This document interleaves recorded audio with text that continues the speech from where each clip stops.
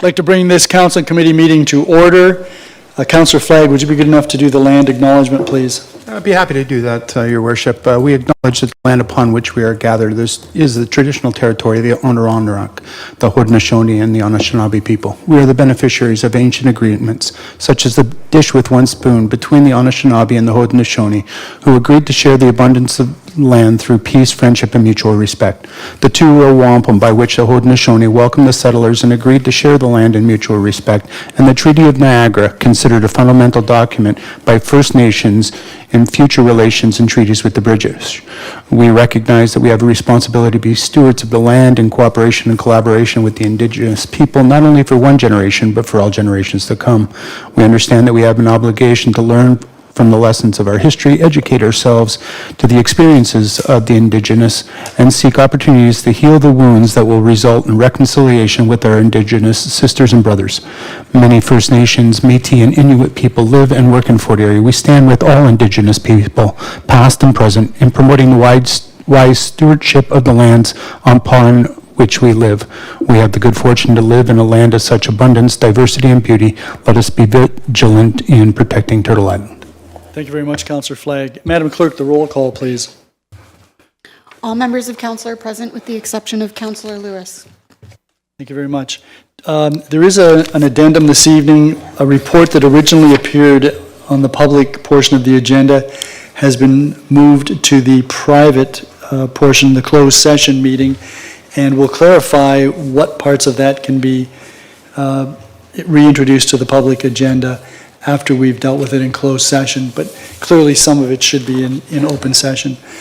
There are a couple of announcements. The first was that recently, last month, the Association of Municipal Managers, Clerks, and Treasurers of Ontario held their annual awards gala dinner, and that was in Toronto.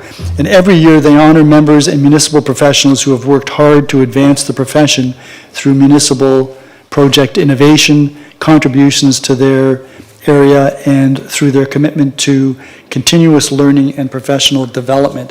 I'm pleased to say that this year's recipient of the Employment and Law Resources HR Award, sponsored by Cunningham Swan Lawyers, went to our own clerk, Ashley Carter. And I guess she's a deputy clerk technically, but she is the clerk for the time being, and I want to congratulate her on a job well done. And as we all know, she's very accurate, efficient, and does a very good job for us. So congratulations, Ashley. Second announcement, I just wanted to give a very brief update as to what's going on with the with Niagara Health and the Urgent Care Centre. We were open on July the 1st here in Fort Erie. That was one of the dates that had been scheduled to be closed. We will be open during the Labor Day weekend. Again, that was a weekend where we were supposed to be closed. We are still slated to be closed during the August civic holiday weekend. My most recent correspondence with the Chief of Staff, Dr. Kevin Chan, was today, and he's indicated that and I'll need to get clarification on this, but unless they can fill all three of the shifts on the 2nd, 3rd, and 4th, they won't open. I'm not sure why that is, but I'll get clarification on that. I can also say that I had an opportunity to address this issue at the official opening of the new Gilmore Lodge, and fortunately for us, Minister of Long-Term Care, Kusindova Bashta, was there, along with Sam Oosterhoff, the Associate Minister of Mines, and the MPP from Western Niagara. And I had an opportunity to speak a little bit about our proposal with respect to the urgent care and Douglas Memorial Hospital here. And I will be forwarding to them some background information, as I will to a number of other ministers that I've had the chance to chat with briefly about our situation. I can also tell you that I had a couple of conversations with Wayne Gates, and he's had direct communication with the Premier, is expecting to hear from the Minister of Health with respect to the matter, and we are continuing to try to arrange a meeting with the Minister of Health prior to AMO so that we can at least provide particulars of the proposal that we have for how Douglas Memorial can be utilized to improve the efficiency and operations of Niagara Health and will benefit all of the residents of Niagara, not just those who live in Fort Erie. So that's it for the announcements. I do want to say that this coming weekend is Ridgefest. And so there are a number of things going on in town, but Ridgefest is always a big event, and it's always very well attended. And I'm expecting, Councillor Christensen, that you've put in for good weather for the weekend. Absolutely, I've ordered it. Perfect. Yes. Well, let's hope that it comes through. Any declarations of pecuniary interest? There are none. There is an upcoming meeting with respect to an official plan and zoning bylaw amendment for property on Hibbert Street. That will take place on at our regular council meeting on July the 21st, 6 p.m. here in the council chambers. There are no public meetings this evening. We do have a consent agenda. Can I have a motion to put that on the floor? Or are there any reports that anyone would like to have removed from the consent agenda to be dealt with separately?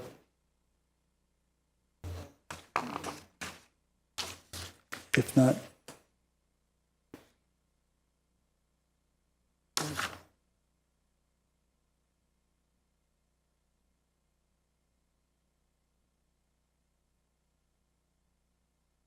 am I still waiting? What's the report that you were? Which report is that? Traffic coordinating. Yeah, no. Yeah, no. That's under infrastructure services. We'll get that. Yeah. Okay, so you're putting the consent agenda on the floor? Okay, so that's on the floor for any questions or comments. Councillor McDermott. Yes, Your Worship. On the Bridgeburg North Secondary Plan Financial Agreement, I just want to thank town staff for the work they're doing on this. This agreement allows the landowners to front costs for a much-needed secondary plan while ensuring that the town retains control. It supports managed growth, offloads risk, and is fiscally sound. And considering that there could be 2,200 homes in that area come a few years from now, we'll probably look back at this on the thinking out of the box, moving us a little bit quicker to our goals. Thank you. Thank you. Anyone else? Councillor Noyes? No, you go ahead. On 8.2, development, building, and planning bylaw, I just have a question. On one of the pages, it talks about the population in 2024, which has come and gone, as being 37,000.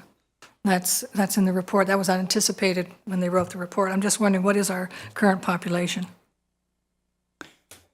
Mr. McQueen, do we have data on that? Through the mayor to the councillor, I don't have that number in front of me, but if I recall, the number that was reported to us through the region was 36,300. Okay, so that's good. So we're fairly close. The other one I wanted to bring up was 8.5, the CEO of the Land Committee minute meetings. And just perhaps to refresh your memory, those who are on council, there was actually an encroachment on Black Creek, and it was done because on Black Creek Road, the old the Black Creek Road, because the gentleman who lived across the creek had needed access to his... Across the road. He lived across the road. Lived from across the creek. road, Yeah. and he had, again, there was lack of history in regards to how land got transferred back and forth. But anyway, he had a dock and he had stairs going down, and there was supposed to be an encroachment agreement. There was an encroachment agreement, but we didn't charge anything for the encroachment agreement, but he does have access to his stairs and to his dock. And there was another occasion, but I don't think we actually had an encroachment agreement on Niagara Boulevard, where we allowed the person to maintain their flowers and their shrubs without going into an encroachment agreement. So that's information that the Land Committee can look into with respect to, I remember the one with respect to Black Creek, and you're right, there was a lack of historical documentation with respect to that. But the one on Niagara Boulevard also would be helpful when the Land Committee deals with these other encroachments. Anything further, Councillor Noyes? Anyone else? I had some questions with respect to the PBS 49/2025, which is the agreement that Councillor McDermott just alluded to. And on page 2, there's a reference to a grant of funding. So as I understand it, this $160,000 that's being upfronted by the the property owners group is going to be eventually reimbursed to them through development charges? Mr. Terry? Through your worship, they're going to be refunded for the background studies work that they're doing, but the cost for an additional staff member is going to be completely covered by the landowners group. Right. And then in terms of any additional costs that might be identified, the agreement speaks of what happens if the property owner group agrees, and what happens if they don't agree. What happens if they don't agree to pay the additional costs and the town's not prepared to pick up those additional costs? That would specifically be for the additional staff member. At that point, then we would no longer have an additional contract position to do that work. So it would be, if we were to make that decision, it would be on existing staff to complete the work. And that would slow down the process. Okay, and then I know in the agreement there's a trustee and there's a reference in the report to the trustee. How is the trustee chosen? Do you know? The trustee represents the landowners group, so it was chosen amongst those landowners. So not only are the property owners parties to the agreement, but there's also a trustee who's a party to the agreement, and funding flows through the trustee to the town? Yes, they're basically coordinating the work on behalf of those landowners. And I noticed that there's a reference in the report to terms of reference, but there's no terms of reference yet attached as a schedule to the agreement. So those terms are a work in progress? I would refer to Mr. Hare to provide further information there. Good evening, Mr. Hare. Good evening, Council. Those terms of references are finalized, and they will be added to the final agreement that is brought back to Council. And that will have to be approved by bylaw? Yes. Okay, and then just when I sign the agreement, my name is usually shown on an agreement as Wayne H. Redekop. Usually use my middle initial. Sorry. Don't want to be too anal about it, but. Do you have a question on this one? Yeah, Councillor Flagg. Thank you, Your Worship. And I'm just hopeful that if the parties to this change, just so that we are aware as council for pecuniary interest, if there are any additional landowners that are added, I would appreciate knowing that.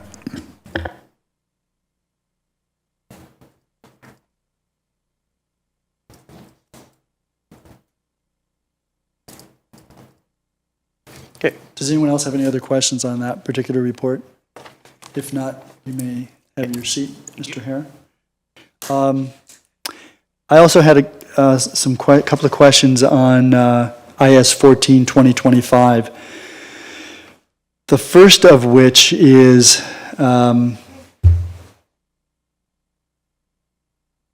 it's 8.3. When do we ever identify the individuals or entities that are stealing water? Mr. Frost? Yes, Your Worship. We do we do identify from time to time individuals or corporations or entities that have water theft. We don't publish that information for the public, but we do have an idea of some of those people or properties per se, as well as some of our fire hydrants where theft has occurred from those able to access fire hydrants. We have put in a program where we now flush and drain our fire hydrants, and we will put locks on them if we know we get to a hydrant that is wet or full of water, which would indicate someone else has been tapping into that hydrant. So we are effectively trying to track where the theft is. In those cases, we don't necessarily know who it is, but we can at least put locks on those hydrants as well. So. So if we do identify someone, is there some action that the municipality takes? Per my understanding, we will look at if someone has a water meter that's been tampered with, we will replace that water meter, put in a new system that is tamper-proof. I'm not sure if we do go after them with back charges or other things. We do have Tommy Peasel here tonight, who's our manager of water wastewater. If Tommy, you want to come up and can add anything further to that, you're more than welcome to. Good evening, Mr. Peasel. Good evening. Do I have to hit a button or anything? It's on. Okay, so when we usually do thorough investigations when we are suspicious of any water theft that's going on in the area. We have new processes in place. The new meter system allows us to have tamper-proof meters, and there is also the cellular option, which would allow us to monitor and alarm us if someone removes the meter to itself. Through the bylaws, we are able to lay fines. And do we ever notify the police if there's theft of municipal water? Not that we have come across yet. Okay, and perhaps that's something that the CAO can discuss with you. Sure. Thank you. Thank you. Before you go, you may be able to answer this one as well. So the Appendix 2 talks about real loss cost rate, $65.18. And that's per meter per year? Yes, so that real losses is averaged out per service connections throughout the city, and that's the average. So about $6. That's correct. Thereabouts per month. Correct. And that's what we're working to try to reduce and eventually eliminate. That's correct. Great, thanks very much. And I also had, so with respect to the 2025 asset management plan, are we utilizing, particularly for stormwater assets, which seem to be the largest component of our assets and those needing repair, are we looking at utilizing natural assets to facilitate some of the drainage works and stormwater requirements that we have? What we do when we design our storm systems is we do have our ponds, our storm sewers, our super pipes, and very different engineered solutions.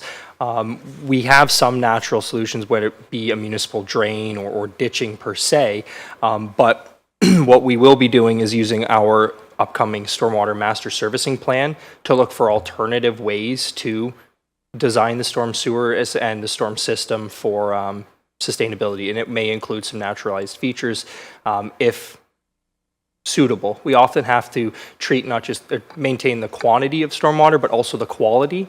And when you have runoff from parking lots or traveled surfaces with salt, potentially oils, other contaminants, natural systems can sometimes pose a little more challenge or need more space or time than what we have available in a lot of the sites we develop. So it can be a challenge, but it is something we can consider moving forward as we develop our stormwater master plan. Yeah, I would think that anything we can do to reduce the long-term maintenance costs with respect to engineered solutions by utilizing natural solutions is something that we would be interested in doing. Absolutely. We'll always look for innovative or new ways to improve the way we deal with things to help maintain the overall operation and maintenance costs. It obviously sometimes comes with some risk versus reward, but it's something we will always look into of what is the right solution, not just in capital, but long-term O&M costs. Okay, thank you very much. Are there any other questions or comments? If not, I'll call the question on the report. Recommendations, all those in favor? None opposed, that is carried.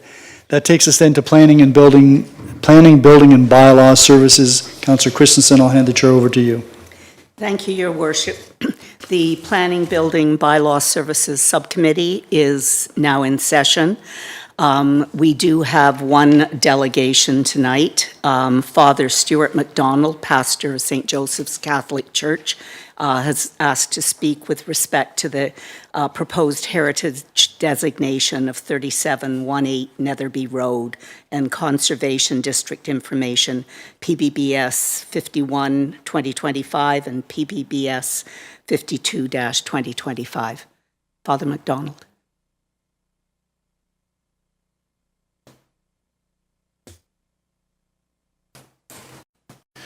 Thank you very much for the opportunity to come and address you.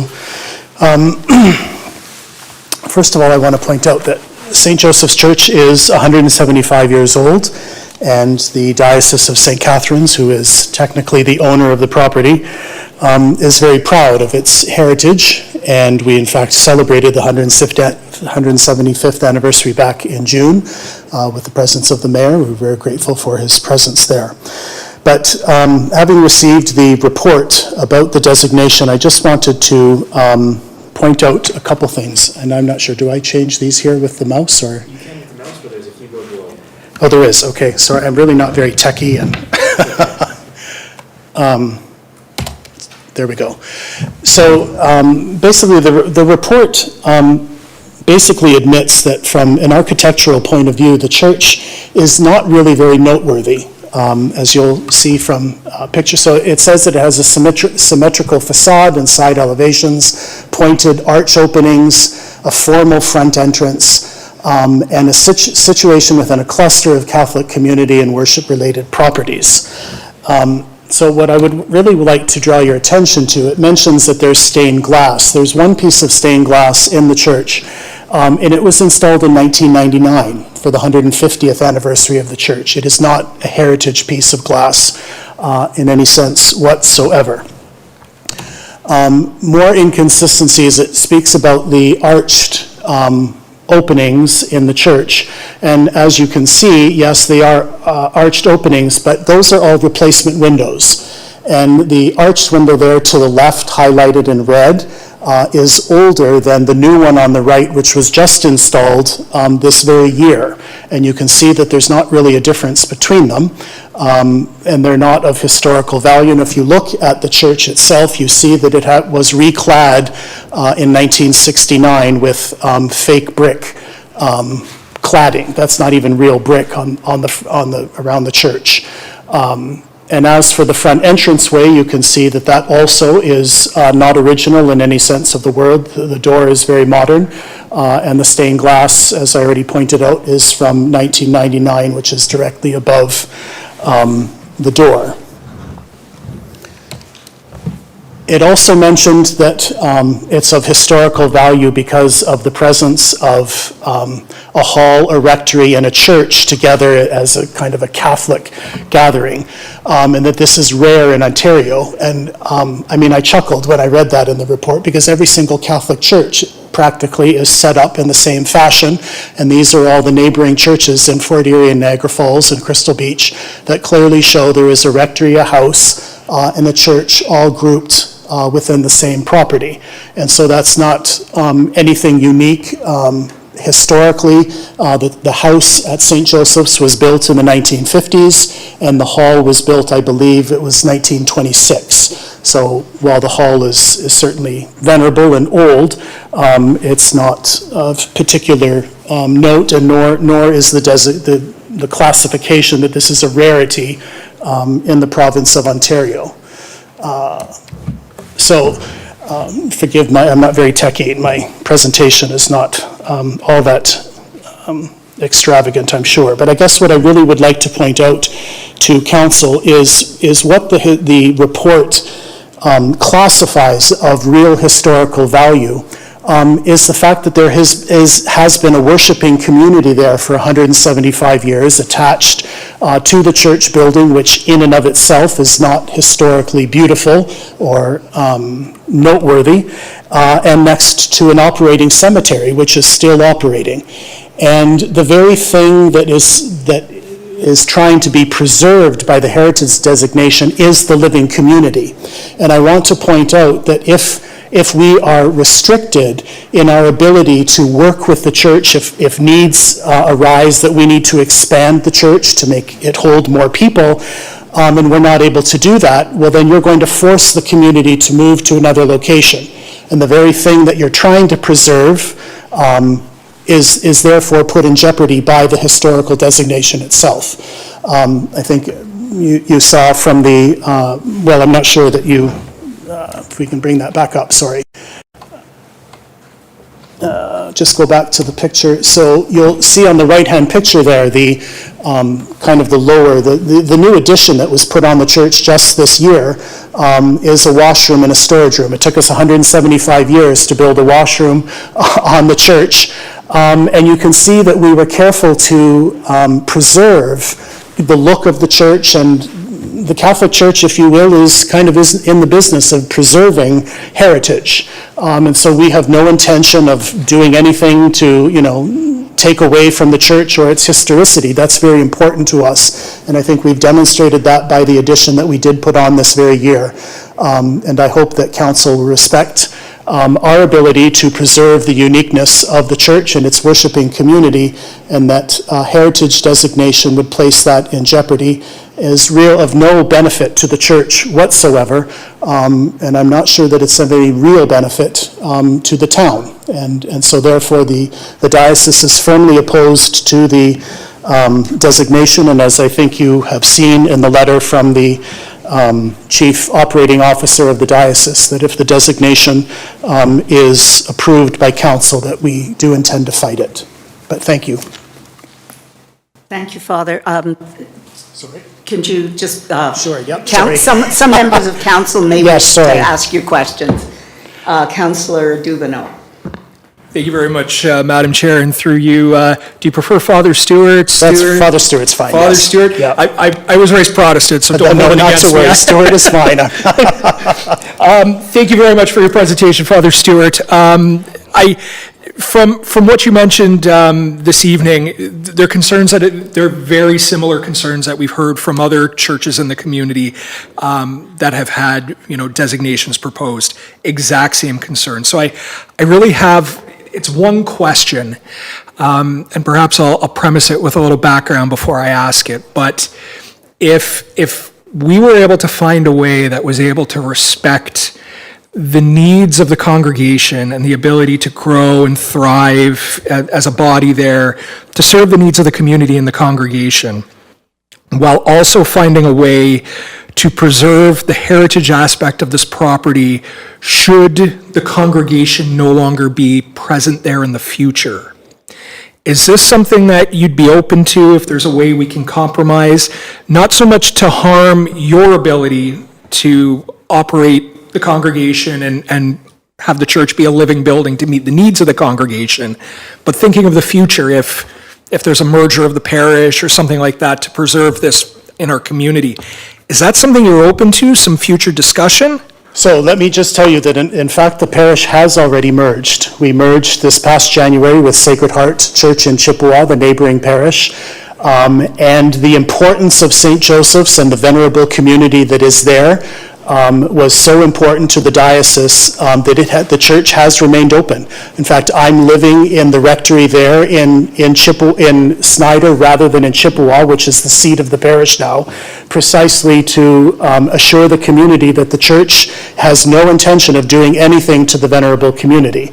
And there would be no plans to close the church or anything like that, but we do have to insist on our ability to have control of the building so that we can meet the needs of the future. And that may mean having to modify the church in some way. I don't know that that's going to happen. There's obviously all sorts of construction going on, and maybe there will be a religious revival in Ontario kind of thing. I don't know, but we have to plan on that, or at least be prepared for that. And the heritage designation would severely limit that. So, no, I don't think we're open at all. It's really of no benefit to us whatsoever. We are proud of the church, and we plan on respecting its heritage and keeping it in place. Councillor Noyes. Well, thank you, Councillor Christensen, to you, to Father Stewart. In regards to, I guess, a meeting of the minds, but not quite, would you, or would the diocese have had any problem if the town wanted to put up a plaque, explaining the history? Oh, not at all. In fact, in my meeting that I had with Kimberlin earlier on to initially express our dissatisfaction with the designation, I suggested that. A plaque would be a beautiful, wonderful addition to the church that we would be very proud of. Absolutely.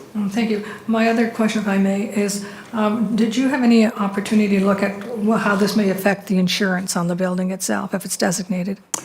No, that's, unless John O'Brien, the Chief Financial Officer, did, but no, I have not. I wouldn't have access to that. Okay, thank you. Okay. Are there any other questions? Thank Thank you very much. Thank you very much. Yes. That being the end of our presentations and delegations, that being the end of our presentations and delegations, we'll move to the reports. The first report is PBBS 48-2025, the heritage property designation at 451 Niagara Boulevard. Can I have a mover, Your Worship? So the report is now on the floor for discussion and questions.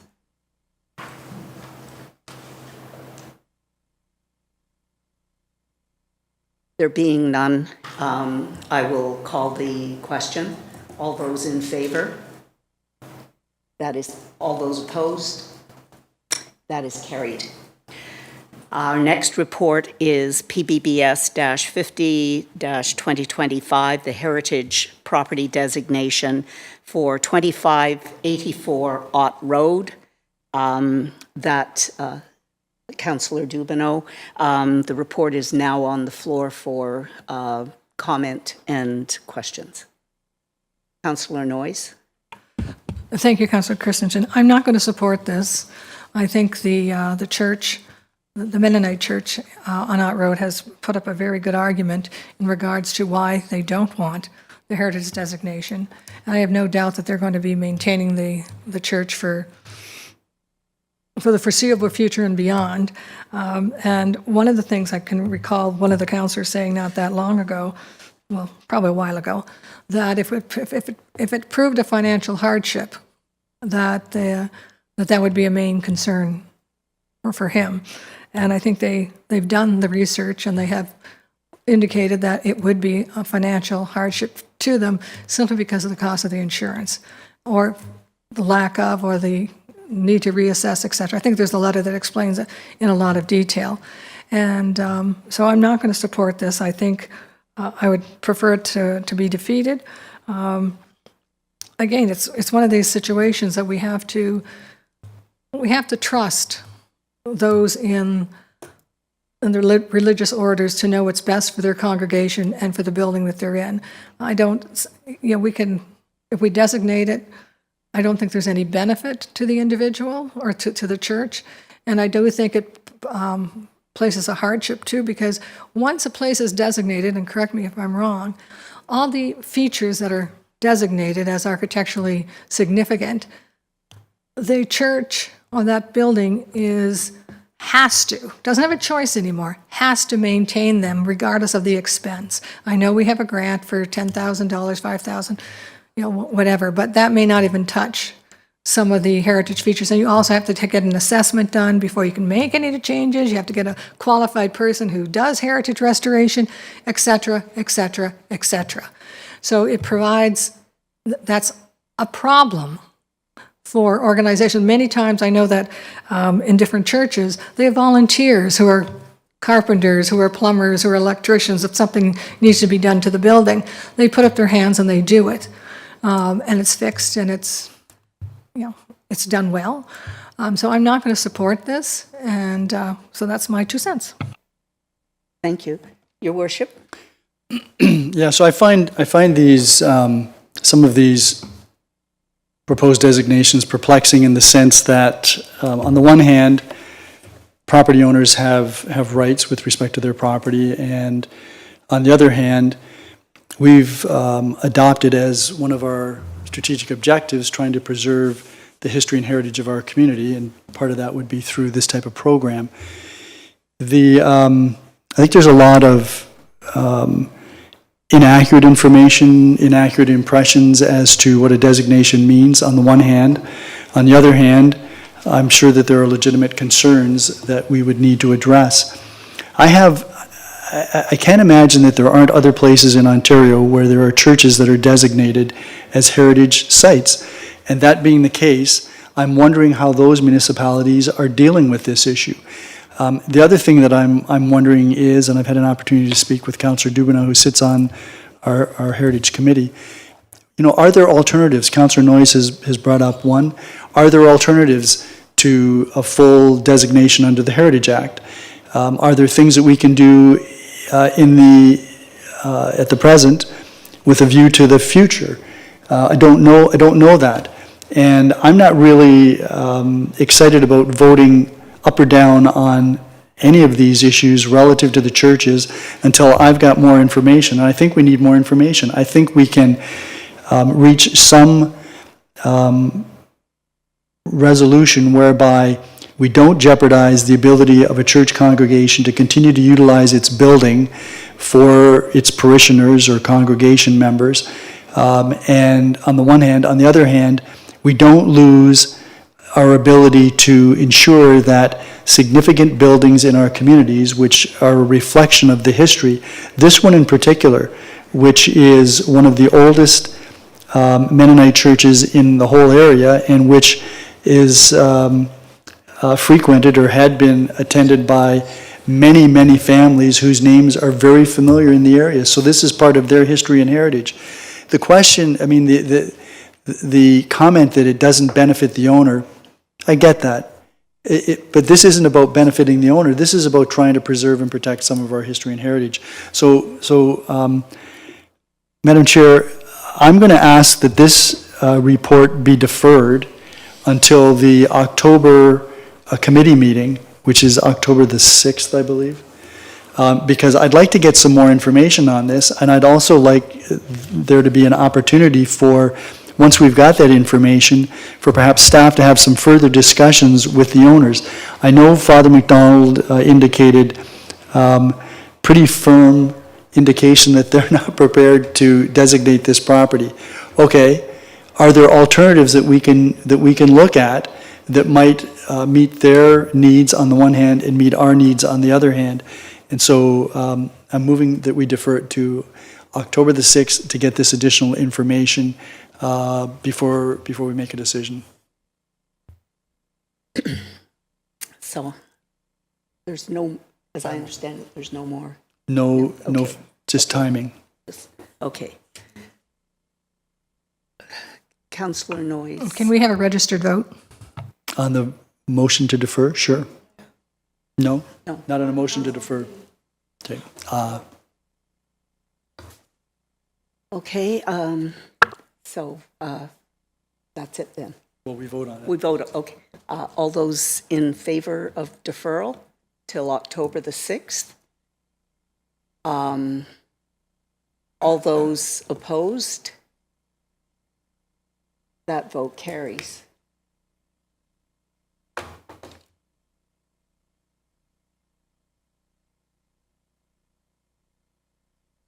So the next item is the PBBS 51-2025, the heritage property designation 3718 Netherby Road, as outlined in the report. Can I get a mover for Your Worship?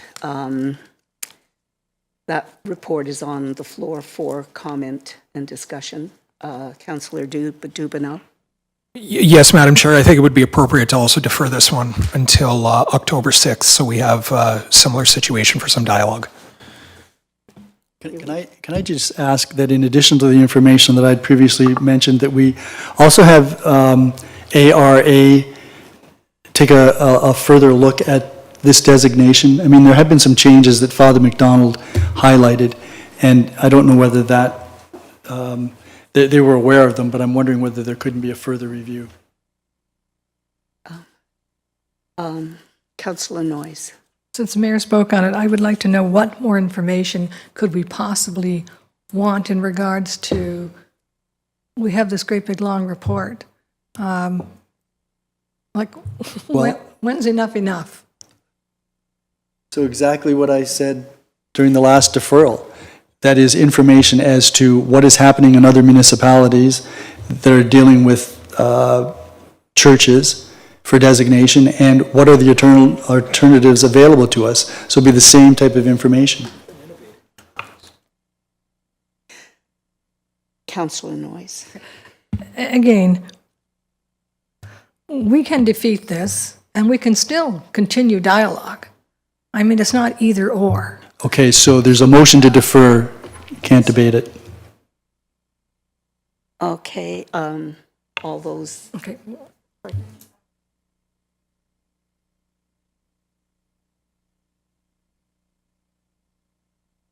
Did you, October the 6th? okay. So the motion on the floor is to defer discussion with request to ARA for further information and comment to October the 6th. All those, Councillor Noyes? I'm going to request that we suspend the rules of procedure so that we can have a registered vote.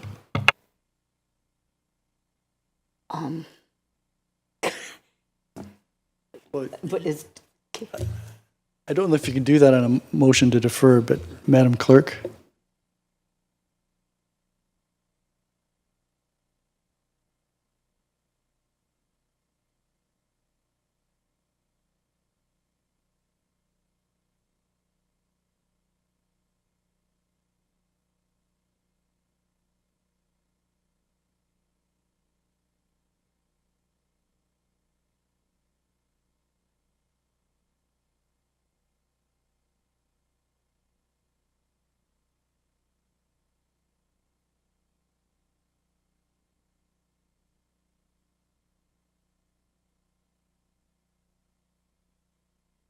Well, then let's vote on Okay, waiving the rules.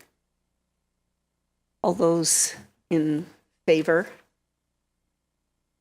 of Of waiving the rules. waiving the rules, Waiving yes. the- All those in favor of waiving the rules?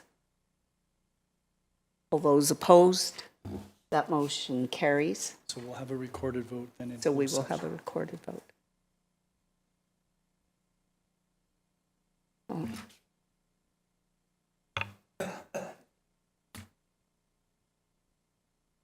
Dermott, Um, on the deferral. no. Councillor Dubanow. Yes. Councillor Flagg. Yes. Councillor Christensen. No, And Councillor Lewis is absent. Councillor Noyes. No. And Mayor Redekop. Yes. That is a tie, so that is Defeated. defeated, so the rules are not waived.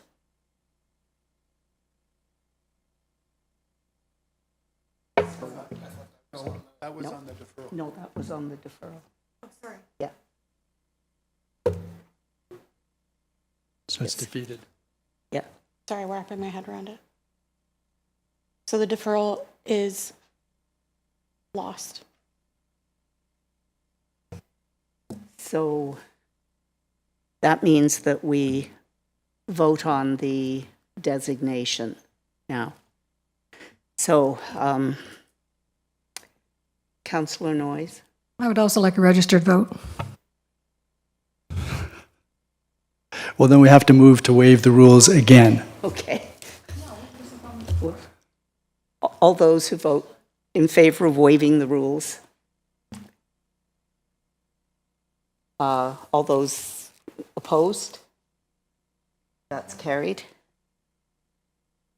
So, No, we'll take the vote. so we will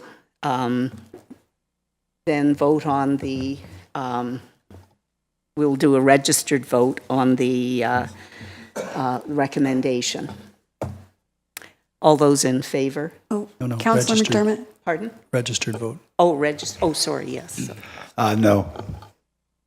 Councillor Dubanow. Yes. Councillor Flagg. No. Councillor Christensen. No. Councillor Lewis is absent. Councillor Noyes. No. And Mayor Redekop. Yes. That is defeated.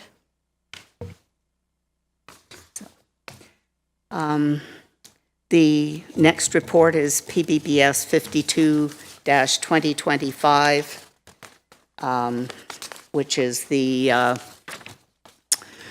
Heritage Conservation District Information Cluster of Buildings in Snyder recommendation. Councillor Dubanow moves. That report is on the floor for discussion and recommendation. Councillor Dubanow. Thank you very much, Madam Chair. And through you, I want to extend my appreciation to staff for bringing this forward. We haven't really seen a request like this of this type from the Heritage Committee here in the municipality. And although staff don't support it, and I'm going to support staff's recommendation, I hope that some of the background work that we were able to do may help us facilitate similar requests in the future. Should we have something come up about Crystal Beach or Ridgeway or something along those lines, I hope we had an opportunity to learn and have some best practices from looking into this. So I'll be supporting staff's recommendation. In the future, though, I hope, if it makes sense, that this is something we can utilize, because it's a powerful tool to protect a whole area. May not necessarily be best for Snyder, but in the future, we may find other areas of the community benefit from it. Thank you very much, Madam Chair. Councillor Noyes. Thank you, Councillor Christensen. I agree with Councillor Dubanow wholeheartedly. How was that? One of the things I did note in the report from ARA, actually, they didn't supposedly assess this particular thing, but they did it in concert with the church, is that they were very clear that this does not meet the criteria for a cluster or whatever. And I'm reading into this, it didn't even sound like it was even close.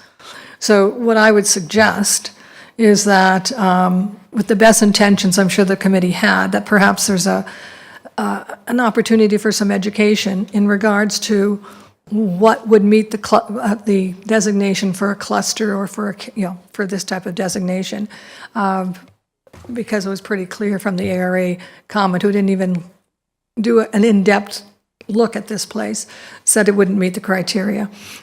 So I'm just thinking that perhaps, and I wouldn't mind understanding it a little bit more myself in regards to what would be required to do this. And thank you. Thank you. Are there any further comments? All right, I'll call the question. All those in favor? Opposed? That carries. The next report is PBBS 54-2025, the park name proposal for 3440 Thunder Bay Road. Can I get a mover? Your Worship. Okay. The report's on the floor for any comments, questions, Your Worship. Yeah, I don't want to. We have excellent staff, and I think our staff do a lot of good work, and I think that the author of this report, our project manager, parks planner, Elizabeth Latif, does excellent work. But I have to say that I'm a little disappointed that we're going to adopt a pretty mundane name for an area that has a lot of history. And I would have hoped that we would have maybe gotten a bit more opportunity to delve into the possibility of naming a park for some significant event that perhaps had happened in that vicinity. And so I'm not wanting to keep putting work off to a later date, but I'm thinking that this really should be deferred so that we can get more information. As an example, I don't know how much, I know that the public consultation was a month. I don't know how much of a response we got on Let's Talk Fort Erie. I don't know whether people were simply influenced by the name. I don't know whether staff discussed the possibility of some historic connection to this area. Maybe those are questions that could be answered now. Ms. Latif is here. Yes, Ms. Latif, can you come up to the microphone, please? Through you, Councillor, to your worship. We can definitely look into that. We did receive a fair amount of comments via Facebook. However, some of them were not quite as relevant to this particular report. Some of them were in regards to the length of the name, and then some of them were in regard to, as you mentioned, a more interesting name. The concept of us looking into another name did not come into play, as we thought it was suitable, as it does meet the criteria in section 4.21 as a geographical name. So we thought it was well-fitting as it is on Thunder Bay Road and in the Ridgeway Thunder Bay neighborhood. Thank you. So how many responses did we get on Let's Talk Fort Erie? Through you, Councillor, to your worship, I would have to go through and double-check the numbers of the people that responded in regarding to this particular name change. And we can provide that with you for a memo at a later time. If I might, Chair, there was a mention in the report that staff had discussed names. What names were discussed, if I might ask? Yes, of course, through you, Councillor, to your worship. So previously, the original name was Thunder Bay Road Park. However, through the public consultation, there was a fair amount of public members that mentioned that the name was too long. So we omitted the road portion of the name and just made it simply Thunder Bay Park instead of Thunder Bay Road Park. So was there any consideration given by staff to look at potential historic connection? I might, Chair. Your worship, I believe that the CAO would like to comment on that. Through you to the mayor, not to overshadow the comments of staff on this one, but in terms of if council's direction is to take back and maybe look at some historical event or something that's happened in the area, as opposed to adopting the street name, I think that's certainly something we could take a look at, maybe consult with the museum on some of the rich history that may have happened or a cultural event that's occurred in the vicinity of the area rather than more on the road name. It may be history that more local residents or more recent residents to the area may not be familiar with, but to the mayor's point, may be a good opportunity for us to highlight maybe some significant historical event in the area, maybe something a bit more interesting in terms of the name, although we didn't get any input from the community. Maybe putting forth some of those suggestions with some of the background or history may prompt some additional engagement from the community around a more appropriate historical name. If you'd prefer we do that, you can certainly refer the report back to staff and we'll take a look at that again. So I think that's an excellent idea. I mean, I know that the Fenians retreated through this area as an example. The Butler Street, I think, is named in recognition of Butler's Rangers. I think some of Butler's Rangers may have been given land grants in the area, so that I think there's a lot of history that could be looked at. So I agree with the CAO. I would like to refer this back to staff so that they can come up with something that provides a bit more meaning to a park as opposed to just the street name. And the date, I guess, does the CAO have an idea of a date that might be amenable? I was thinking September, but I don't know what the... Mr. McQueen, is September a good date to bring it? You, to the question, I'm seeing a nod in the audience by Ms. Latif, so I believe September would be a good time frame. Thank you. Councillor Dubanow wants to make... Yeah, thank you, Madam Chair. Just with respect to the referral to staff, I see Kimberlyn Smith sitting in the audience there as well. We have a Museum and Cultural Heritage Advisory Committee on Wednesday this week. I'm just wondering if maybe we can add that to the agenda just for a quick discussion. It might, I think it's definitely a topic worth bringing forward. Councillor Noyes. I think this is on topic because it's included in the report, but it's not necessarily specific to Thunder Bay Road, but perhaps the process, and I think the mayor brought that up. Does that process where you have public input only apply to parks, or should it also apply to water windows? I guess we could refer that to staff. Okay. That's okay. This isn't the water window. Yes, I'm not sure the connection. No. Okay, where I'm going with this is that we have 5 water windows in Black Creek. names just appeared. Oh, I see. Okay. Yeah, Names there's just usually a road appeared. allowance. There was no public consult from what I've been told. I've been asked, well, how did you come up with that name? I said, I don't know. Signs. So that is off point. Yeah, okay. But they're usually the road allowance. But if Yeah. there's no road allowance, then I suppose you're quite correct. There could be some public consultation on that. Yeah. But, it's the same thing with the lake. So it's Rose Avenue, it's, you name Centralia, yeah. And even Anyways. though I'm out of order, Yeah. I did want to say, in this particular thing in Black Creek, there are two outstanding individuals. One, I think we all know, Dick Wuchek. That would have been nice to have done something for I him. think if you're I out of order, yes, you're I out of think- order. Yes, yes. And we have an Olympic athlete. Okay. That's it. Okay, so we are, I'll we're going, move to refer this back to staff Okay. for additional information, September the 8th. all right. So are all in favor? Okay. Opposed? Okay, that's carried. Now we come to, are there new business or inquiries? Councillor Noyes? Since I was out of order, I'll put it in order. I knew you were going to do that.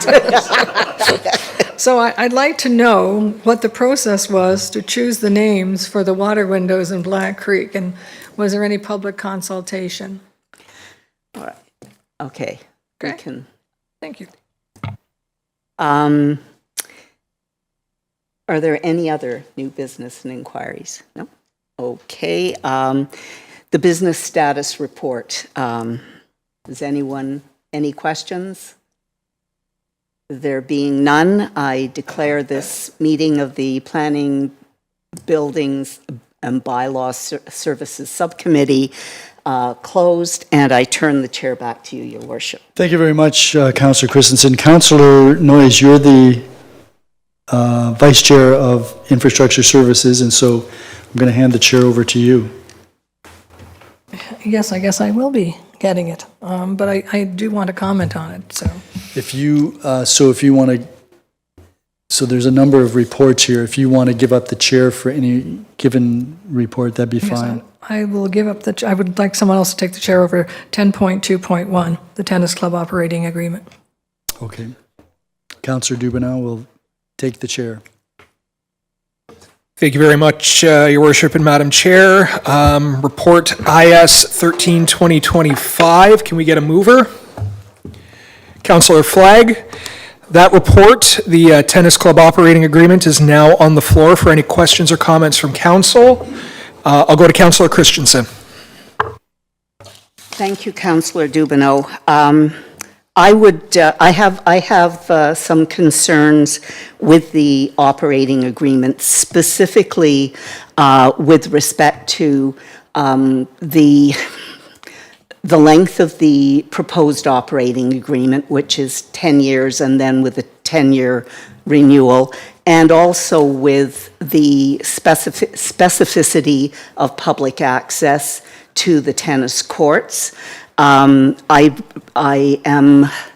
aware that the town of Fort Erie has a number of long and long-standing agreements with existing providers such as the Ridgeway Lions, agreements with the Boys and Girls Club.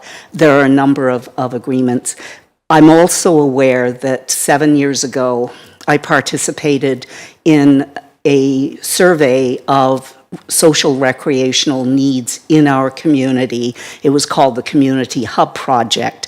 That project, for a number of reasons, and a great deal of it was related to COVID, because the report and its recommendations came in, and this was done by a group of not-for-profit, a consortium of not-for-profit organizations looking at the needs in the community, particularly the West End, but covering a survey covering the entirety of Fort Erie, and identified a number of needs and options, which included the idea of developing a community hub.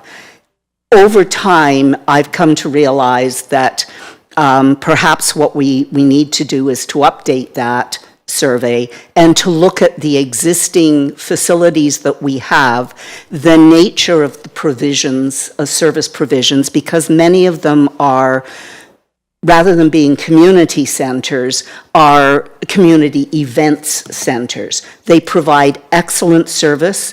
The town staff who manage and work with them, and the town itself who funds their capital requirements, have done an excellent job of maintaining them and ensuring that they do provide opportunities for a wide range of things. They don't offer programming.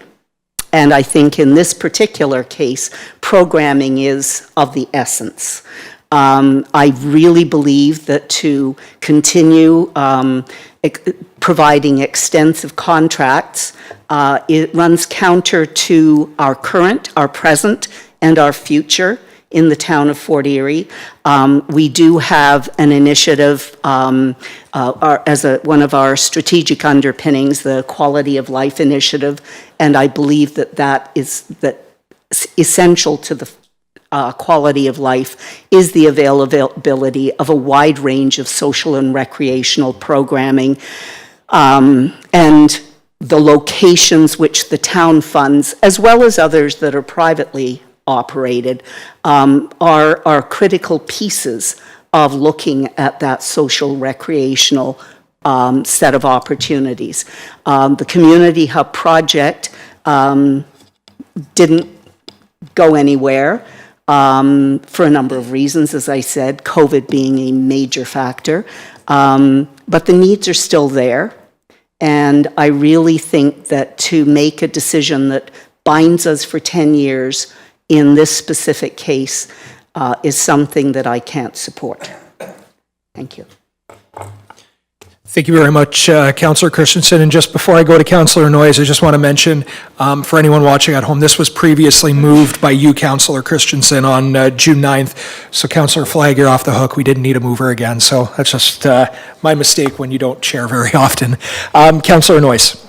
Thank you, Councillor Dubanow. I think there is at least, I'm glad to see there's some movement towards some meeting of the minds, as opposed to, it's private type thing. I don't think we've gone far enough for the reasons that Councillor Christensen has said.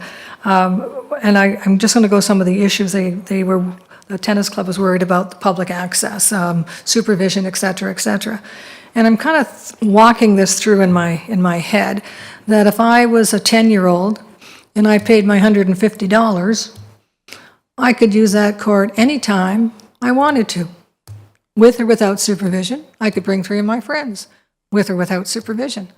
So I don't really buy into this, if we have public hours, that there's going to need to be a huge degree of additional supervision, because basically they allow, I think, there's 150 kids of all ages from whatever to 18, that they have, once they paid their $150, they can use it anytime. So I'm not so sold on the supervision. But the other thing, too, is I think that there are ways that we could perhaps improve supervision for even those members and the public. Number one, I'm thinking, I think we don't really use cameras enough.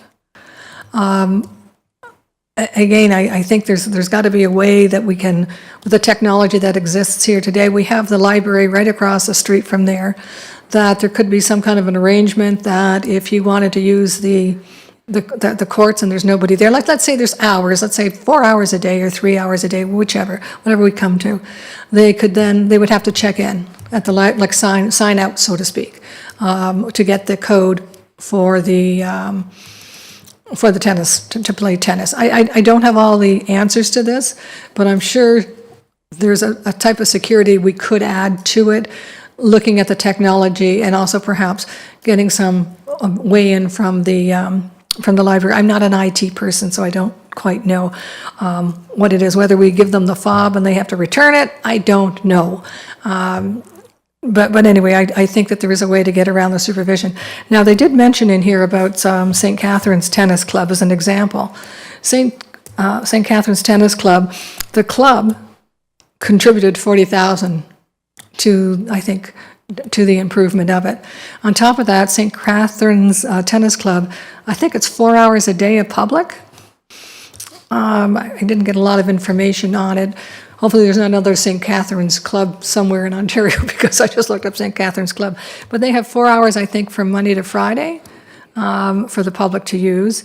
I'd like more information on the relationship between Fort Erie High School and the use of the courts.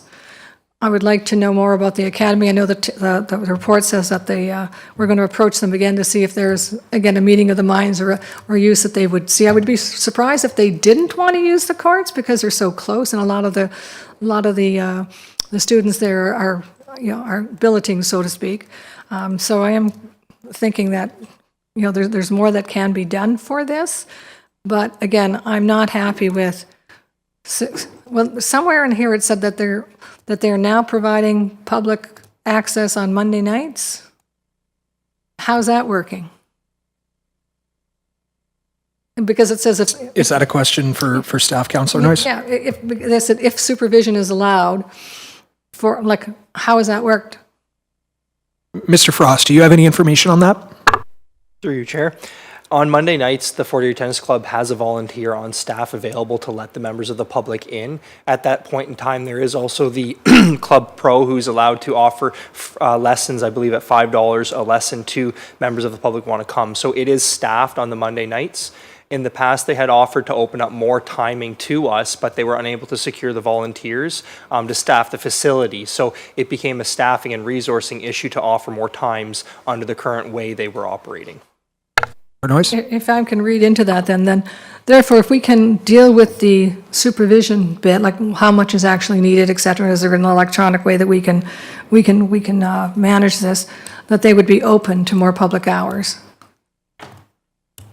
Through you, Chair. Per my understanding, they would be open to more public hours. It became a resourcing issue, as well as making sure that their insurance on the property, that they're covered with the right liabilities and risks of more people attending that aren't members.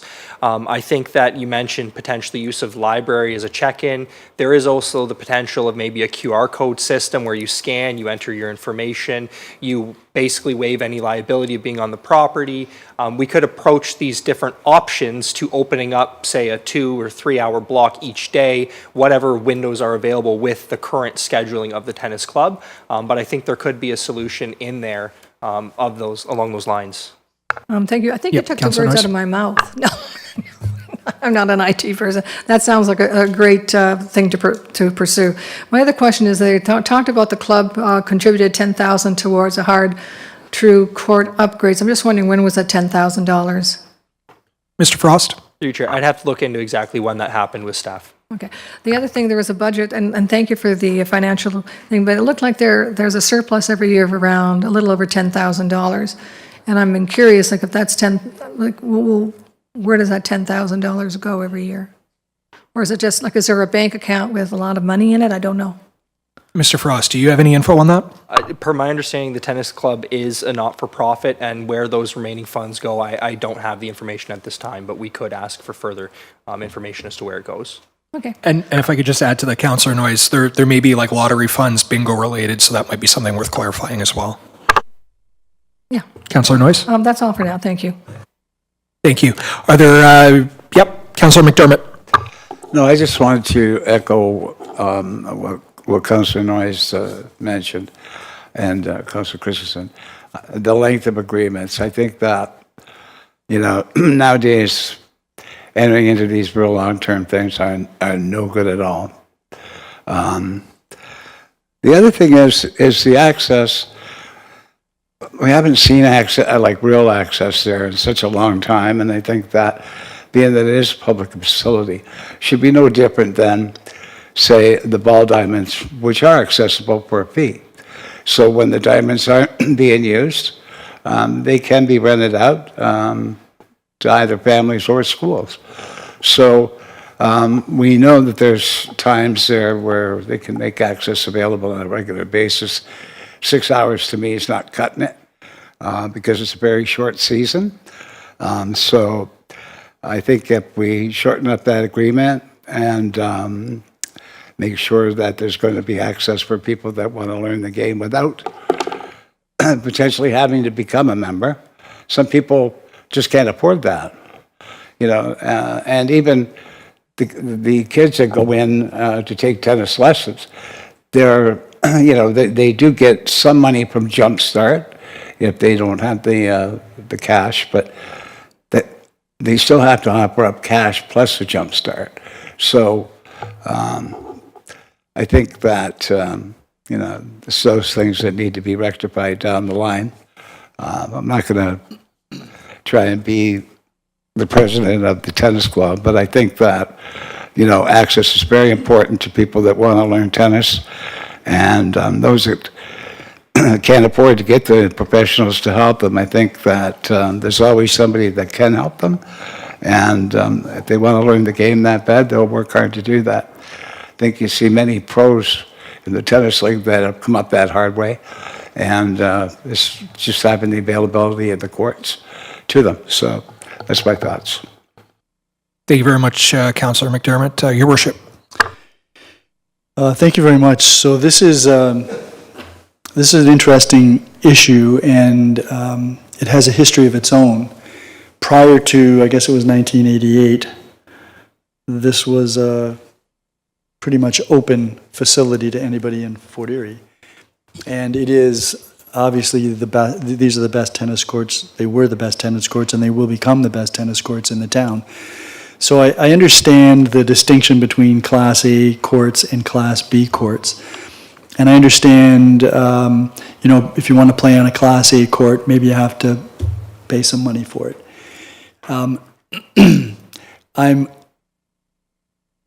I must say that there was a time when the tennis club put a lot of money into this operation, and now that's changed quite a bit for a variety of reasons, and I don't blame the tennis club for that. But you know, the reality is we don't have anyone to oversee this particular operation. And I like some of the comments that Councillor Noyes made. I think you had some good ideas there, because the idea is to get more people utilizing these courts if they want to. If they want to pay $5 or $10 or whatever it is. With respect to the membership, it's a very low number for the number of people that live in Fort Erie. I think the club membership is quite low, even if you include the youths. How many people in Fort Erie play tennis? I would say that it's not a great number. I would think maybe 3 times the number of people that are members currently of this tennis club play tennis. But there's a lot of kids that would like to play tennis. If they live in an area of the town where there's tennis courts, great. If they live in Crescent Park, they can go to Ferndale. If they live in Ridgeway, they could go to Ridgeway. I don't think you've got a tennis court, do you? Or you do at Memorial Hall? Or where? Yeah, so there you go. So there's lots of choices. And if you want to play in the best courts, and if you want to play at night, you want to go to Fort Erie. The idea that the public would have access a few hours a week, that just doesn't cut it for me. And I get it. These are going to be valuable courts. It's kind of like the track over at G-Fest. You can't get on it unless you want to hop the fence, which... And people who are wanting to use the track, I suppose they could easily hop the fence. People that want to use the tennis courts, I suppose, could easily hop the fence. So I'm not encouraging that. I'm in no way suggesting that people should do that. Should do that. No, they're not really high fences. But you know, the amount of revenue that they're raising through the memberships of the people who do use it all the time strikes me as being quite low.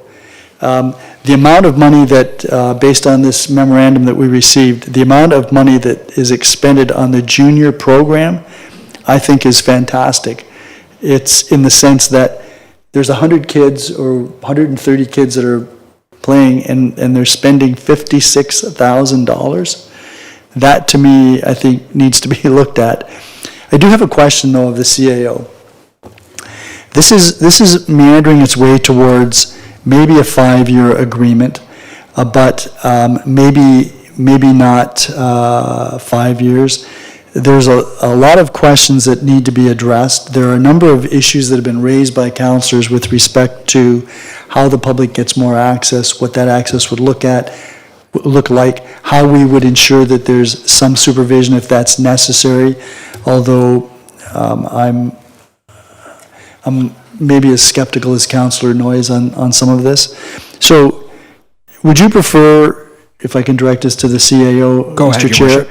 would you prefer that we try to deal with this tonight, or would you prefer that there be a further deferral on this? Or would you defer that if we deal with it tonight, we simply put in a short extension of the current agreement and come and try to deal with it after these new courts have been completed, which I understand is this fall? Mr. McQueen? Thank you. Through you to the mayor's question. It would be my recommendation that council consider just extending the contract for the current year. They're partway through the season, so making material changes to how they're going to have to manage and provide additional hours may be somewhat challenging at this point. I'm not sure what they've got scheduled there for this year, but if we were given direction to renegotiate contract terms, there's been lots of feedback tonight, lots of recommendations about an increase in the number of public hours. We may just reach back and get some further input from council on what that would look like for a contract, and look to renegotiate a contract that would start terms in 2026, and the construction of those new courts would be, happening sometime this season as well. So the timing may lend itself well to a new contract with some new infrastructure there and new expectations around public use. Your Worship. So what is the timeline for the reconstruction of the courts at Oaks Park? Through you, I spoke with Mr. Frost prior to this, and we don't have a construction schedule yet. We have just recently issued a purchase order for the upgrading and construction on those courts. So once we have that schedule, we can certainly communicate that out to council, but we don't know it at this point in time. Well, do we have a ballpark as to when this could be done? I mean, it's not going to be done presumably during the course of the tennis season. So is it going to be done starting in end of September, sometime in October, November? When will we be talking? Do you want to take that one, Mr. Frost? Through you, Chair. We would work with the contractor, given that when the award and the PO has gone through, that we would want to work with them to minimize the impact to the peak season for the tennis court usage, and try to find ways. It will be done before the end of year, so that it is ready to go for 2026. But we'll work with the contractor to set the start time and have as least disruption as we can, because it will take out those 4 courts completely for a time being. Your Worship. So based on what was said by the CAO, are there additional hours available to the public now under the existing agreement? Mr. Frost? Through you, Chair. There are opportunities for additional hours. They just don't have staff at the Fort Erie Tennis Club right now where they can offer those hours under the volunteer kind of guise that they use for operating. We can obviously work and ask, can we somehow get more volunteers to open up these times? We will certainly inquire as to when these times are, to almost build that public use schedule, which is something we would work if we extend the agreement, we would work into the new agreement. But we can reach out and find out how that would work. But in terms of forcing them to get volunteers, or so quote unquote voluntelling them, I'd love to be able to do that, but I'm not quite sure we have that ability. So we can ask though. And really quickly, Your Worship, before I go back to you, can we also broach the issue, maybe some technology systems we could use or something that might help the situation out? Through you, Chair. Yes, certainly. I think it's part of the discussions if to renegotiate the agreement for 2026. We can have a lot more thought with them, interactive collaboration, where we say, this is what we're looking at. How does it impact your insurance, your liability? How does it impact your operations? And really kind of work through it collaboratively with them to find what that best fit is. So we know more free time may hamper or hinder their membership because now people get it for free. But I think it's also that balance of investing this substantial money into the public from the public's dollars, that we need that balance, right? So I think it's a part of a bigger, more ongoing discussion, which we would certainly commit to. Thank you, Mr. Frost. Your worship. Well, there definitely needs to be more public access. And, we're almost, what's today, July the 7th? So we're heading almost halfway through July, which means that kids are going to be going back to school. I mean, they just got out of school, but they're going to be going back to school soon enough. But I would think that if we're going to be referring this back to staff for further discussions, I would think that there needs to be, yes, these are our facilities. Yes, we've got somebody operating them.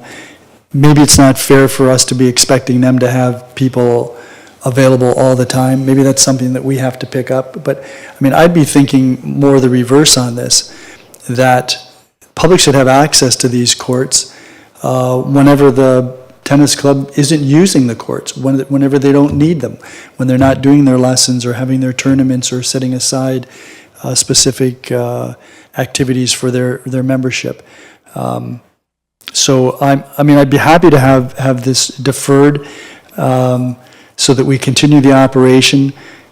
In the meantime, I would like to think that there'll still be some discussions about getting more public access during the balance of this year.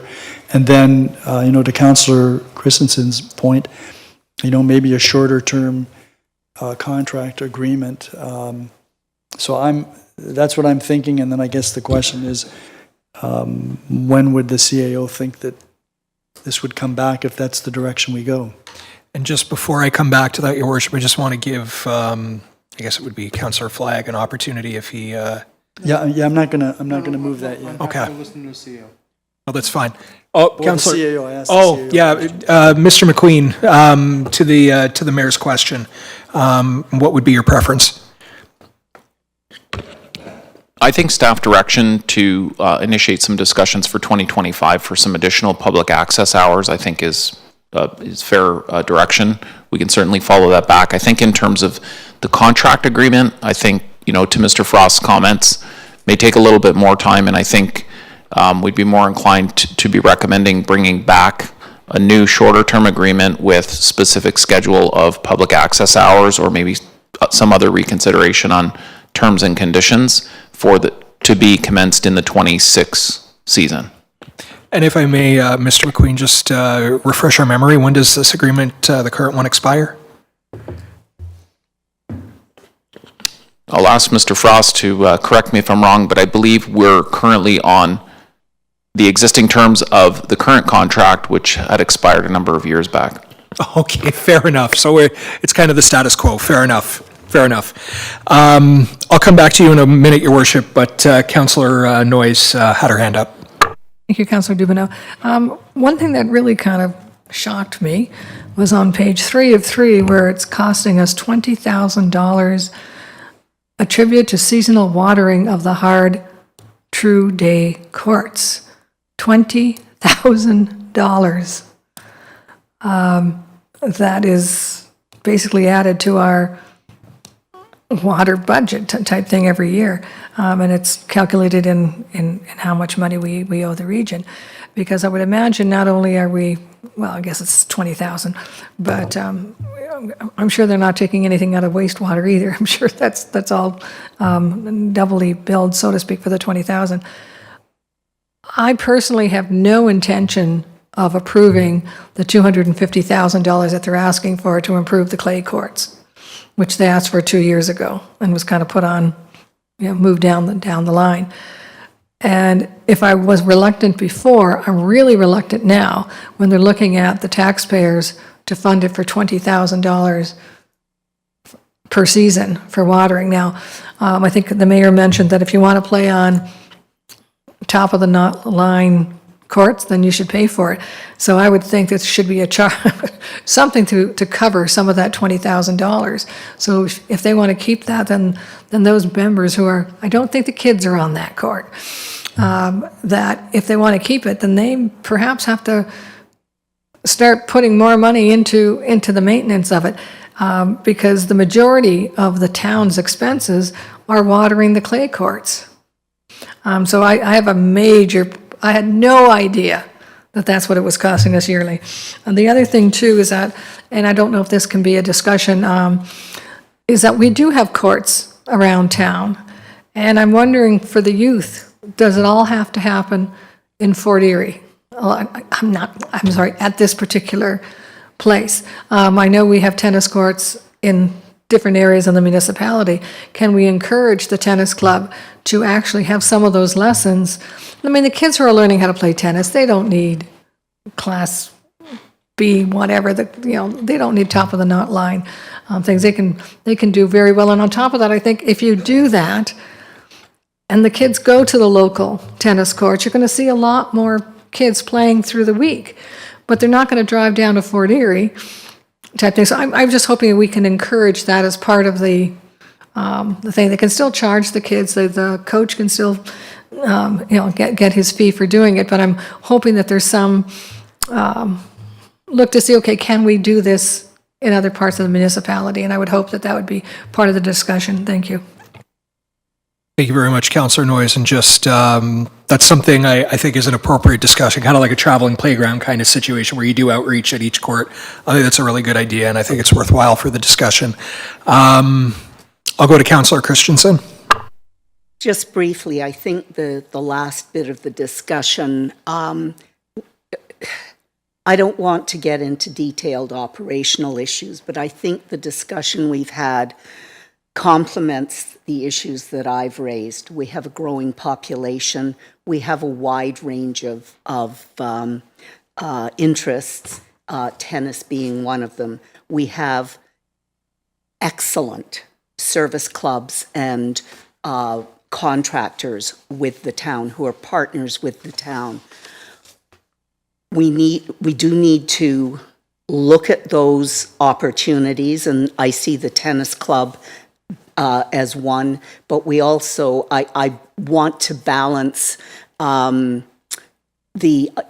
think we have to look at it in not pushing it, making it too big a thing, but I think we do have to look comprehensively at the role of not-for-profit providers like the tennis club, their resources, our costs, the use by the community, and the needs of the community. We have a whole bunch of new people who may not even be aware of the tennis club facilities that are coming into town. There's a whole set of issues there. I know there are discussions with other sports. So I'm just raising that as this is a specific issue and the report has given me concerns, but it's also, I want to make sure that it's part of a broader consideration that I think we as a council have to look at because it's part of one of our strategic pillars. Thank you. It certainly is, Councillor Christensen. Was there anything else? Okay, sounds good. Before I go back to his worship, was there anyone else who wanted to comment before we move what I think his worship wants to move? Your worship?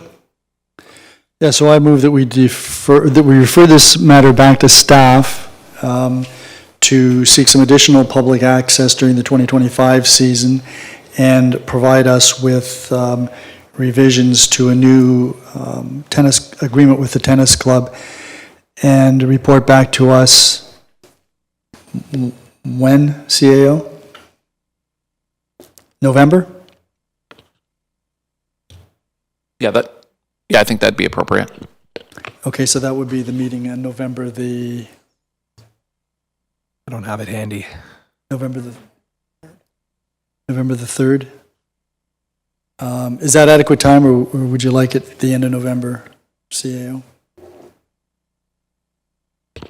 I think that would be sufficient. Okay, then November the 3rd, Chair. Thank you very much, Your Worship. Any questions or comments with respect to the timing? I'll call the question then. All those in favor? That's unanimous. It carries. So I guess that's it for me. I'll return the chair back to Councillor Noyes. Thank you very much. Haven't done this in a while.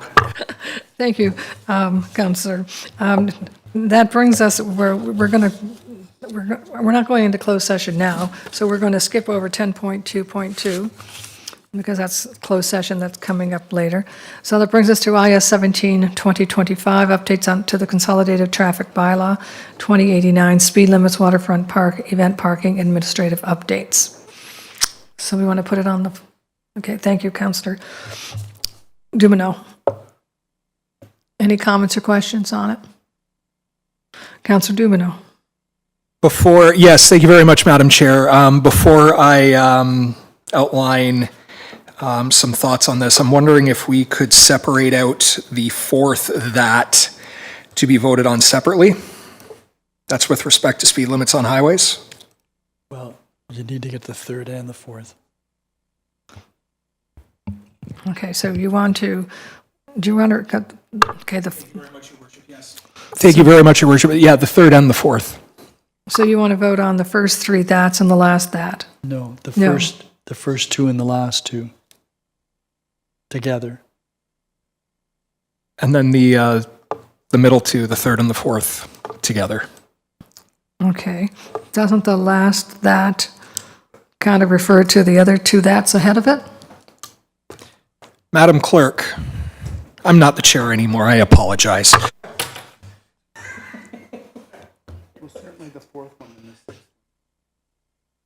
So just a thought, why don't we deal with the fourth and the fifth now? Okay? Is everybody in agreement with that? Well, Okay. no, we've got to deal with three. If we're going to deal with four, we've got to deal with three. Okay. Well, you're just really, again, just to clarification, Councillor Dubanow, you just want us to vote on them separately. We don't necessarily have to discuss them separately. We can discuss it as a whole, right? That's correct, Madam Chair. We can even vote on each item individually if, for Okay. the sake, I'm just trying to expedite it here. Okay, so the whole report is on the floor for discussion, and we will vote on it differently. Councillor Dubanow. Thank you very much, Madam Chair. And with respect to what I was asking for, you probably have a feeling of where I'm going with this. So I have a lot of concern about the speed limit reductions that are being proposed, specifically on Michener Road, Ott Road, and Town Line Road. Now, the proposed speed limit change here, and I had raised the gravel service roads previously. I'm not going to beat a dead horse on that. I don't agree with them either. That's why I'm not going to be supporting this. But with the last three in Appendix 2, I have a lot of concern with. And the reason being, back in 2022, we received a rural speed limits study. I believe it was done by Paradigm Paradigm Transportation Solutions. And we received that back, I'm looking at the report right now, it was in June 2022. And as part of that report, we looked at all our, oh man, that happens. Yep.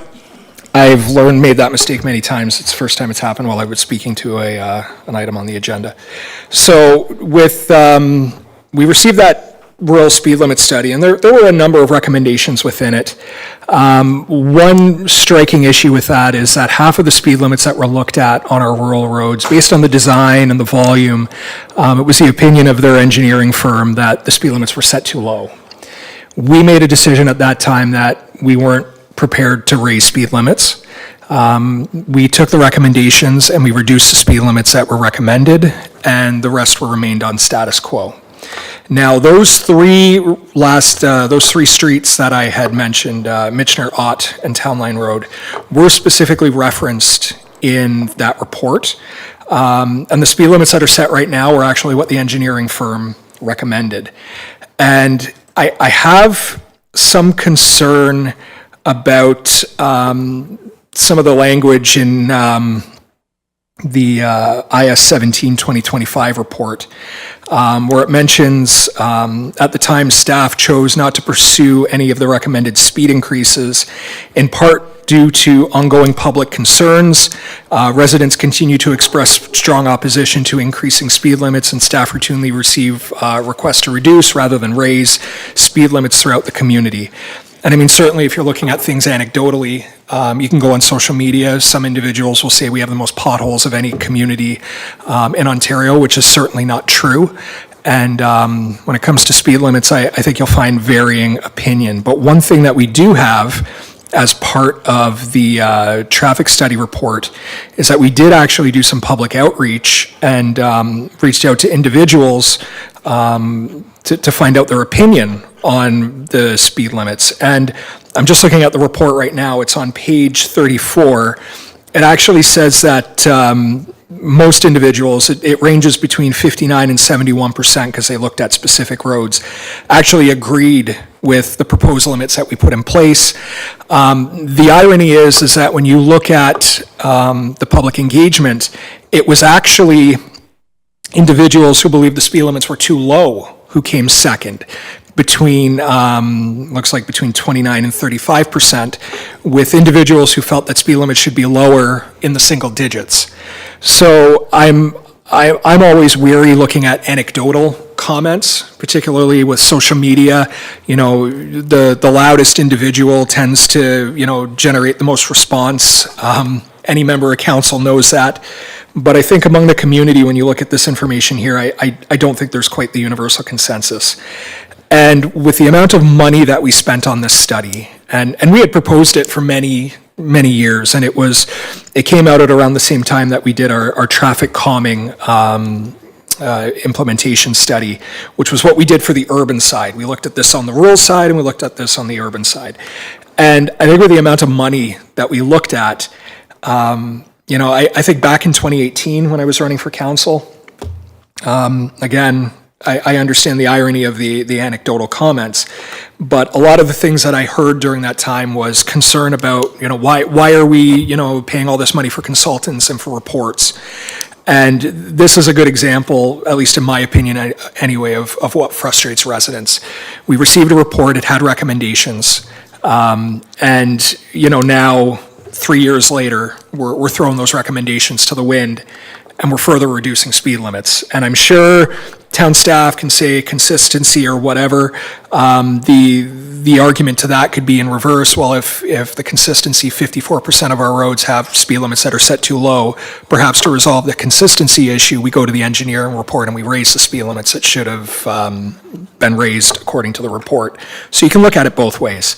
So I'm not in favor of reducing speed limits just for the sake of reducing speed limits. I'm of the firm belief that, and this is substantiated through, studies, particularly in the United States, but they've been done here in Canada as well, that speed limits are just a sign. And that ultimately what governs the speed that residents travel is the design of the road, what's along the road, and the condition of the road. And I don't know what the cost would be to taxpayers to change all these 70 signs to 60 and all the 60 signs to 50. I know that there's one municipality in Niagara right now that's proposing to do a blanket reduction to 40, and they're willing to spend almost $200,000 to do it. This councillor sitting here right now thinks that's asinine, that we would spend money to do essentially what is a feel-good project that's not going to have any tangible impact on road safety, other than just pointing to a sign and saying, well, there's the sign, we solved the problem, but is it going to affect the operating speed? No. So that's why I'm saying this now, to share my view on this issue. It's something I feel very strongly about. I am a very strong advocate for the traffic calming policy we've put in place in the community. Those actually do alter the design to slow individuals down. We looked at concession, we've seen the results. We know they work. I cannot get behind the idea of just changing a sign, thinking that is going to alter anything. If staff are serious about wanting to reduce the speed on these roads, then we need to have a discussion about the design, is my opinion. That applies to all the rural roads. So I'm not going to be supporting this, and council will decide what they do, but for the residents at home that may be listening, it's an issue I take very seriously. Road safety is very important to me. It's one of the reasons why I ran for council in 2018. And as part of that, that means having speed limits that are defensible and enforceable. And just changing a sign that does nothing to actually change driver behavior because you don't have enforcement and you don't have design changes. I'm not one for solutions that, may make someone look good that don't have an actual tangible impact on the result. But that's my feeling on it. And thank you very much, Madam Chair, for giving me the opportunity to speak to this. I won't be supporting these changes. Any other further comments or questions? Mayor Redekop?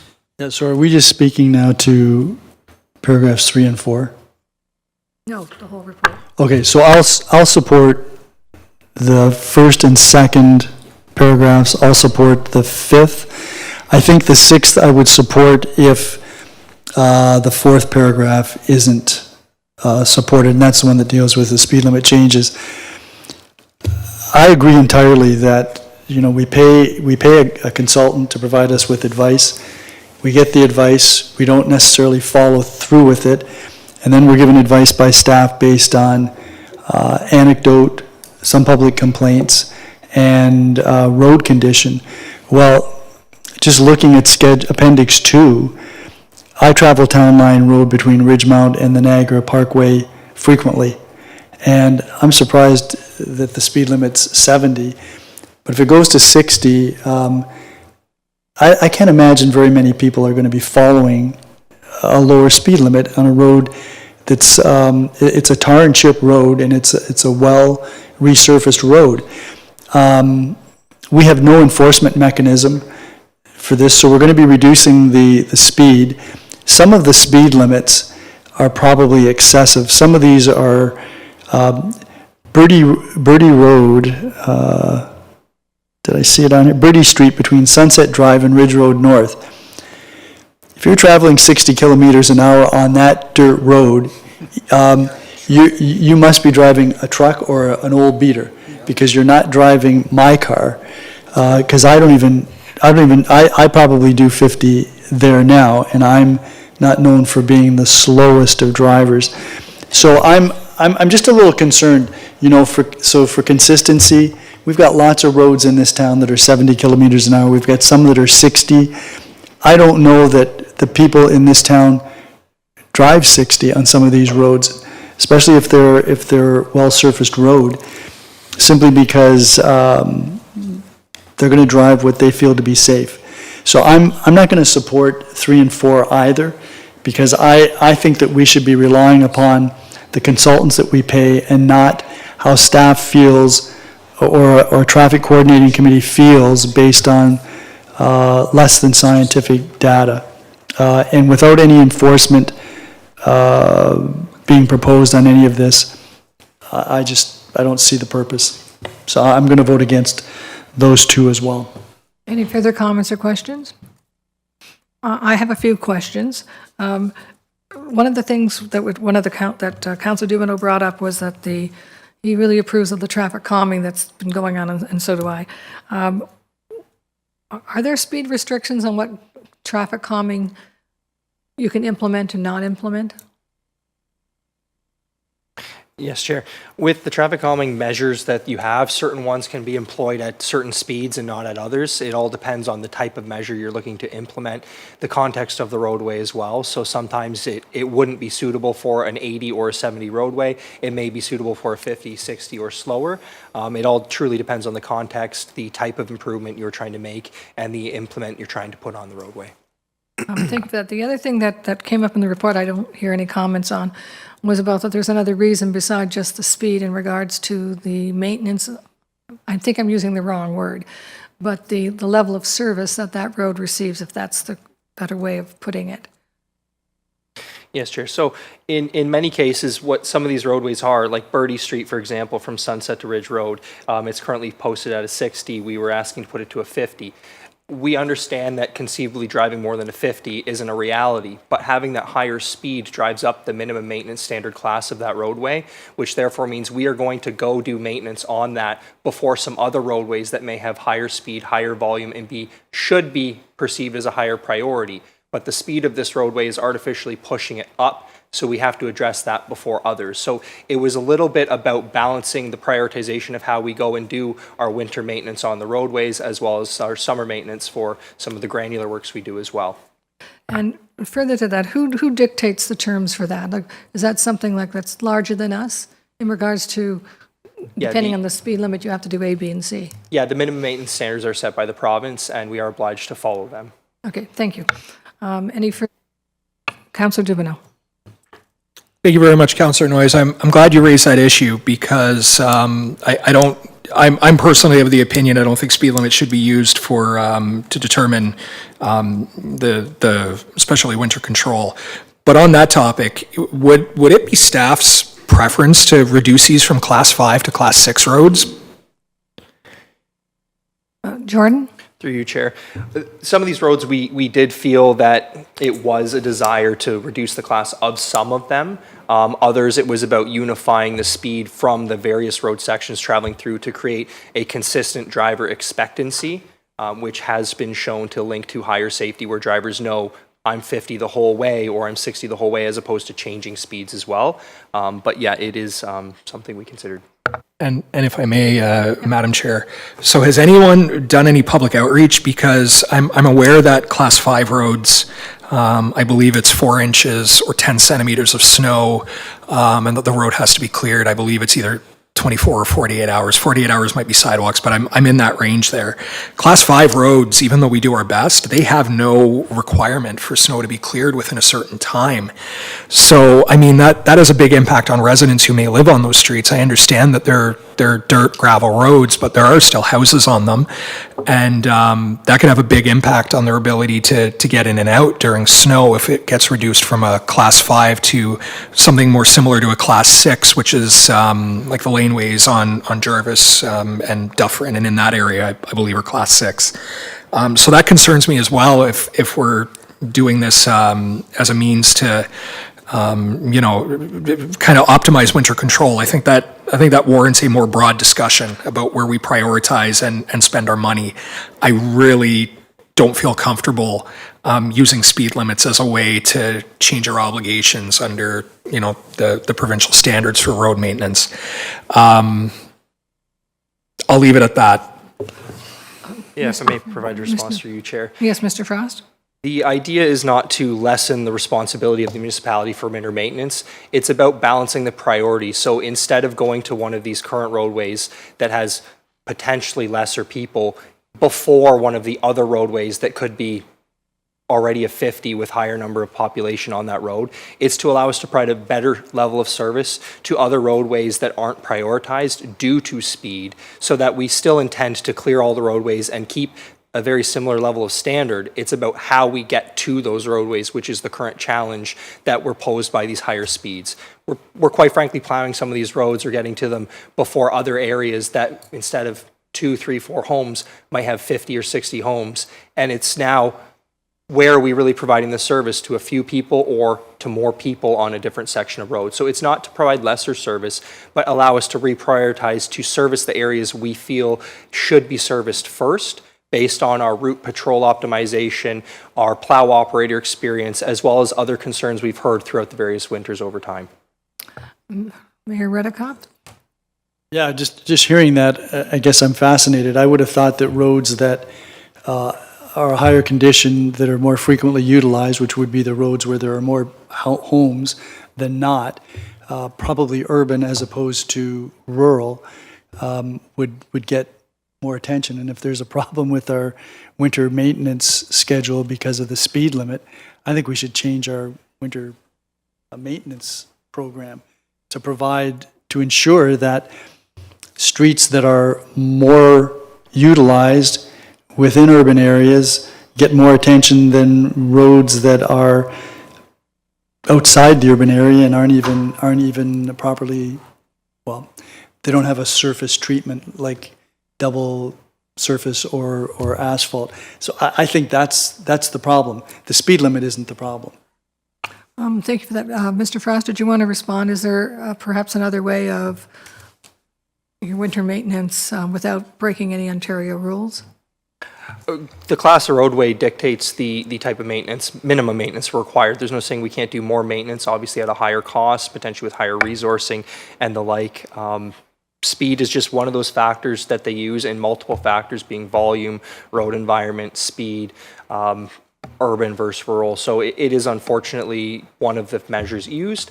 It's not to say that we're going out and maintaining some of these roadways in the winter before some of the very busier urban centers.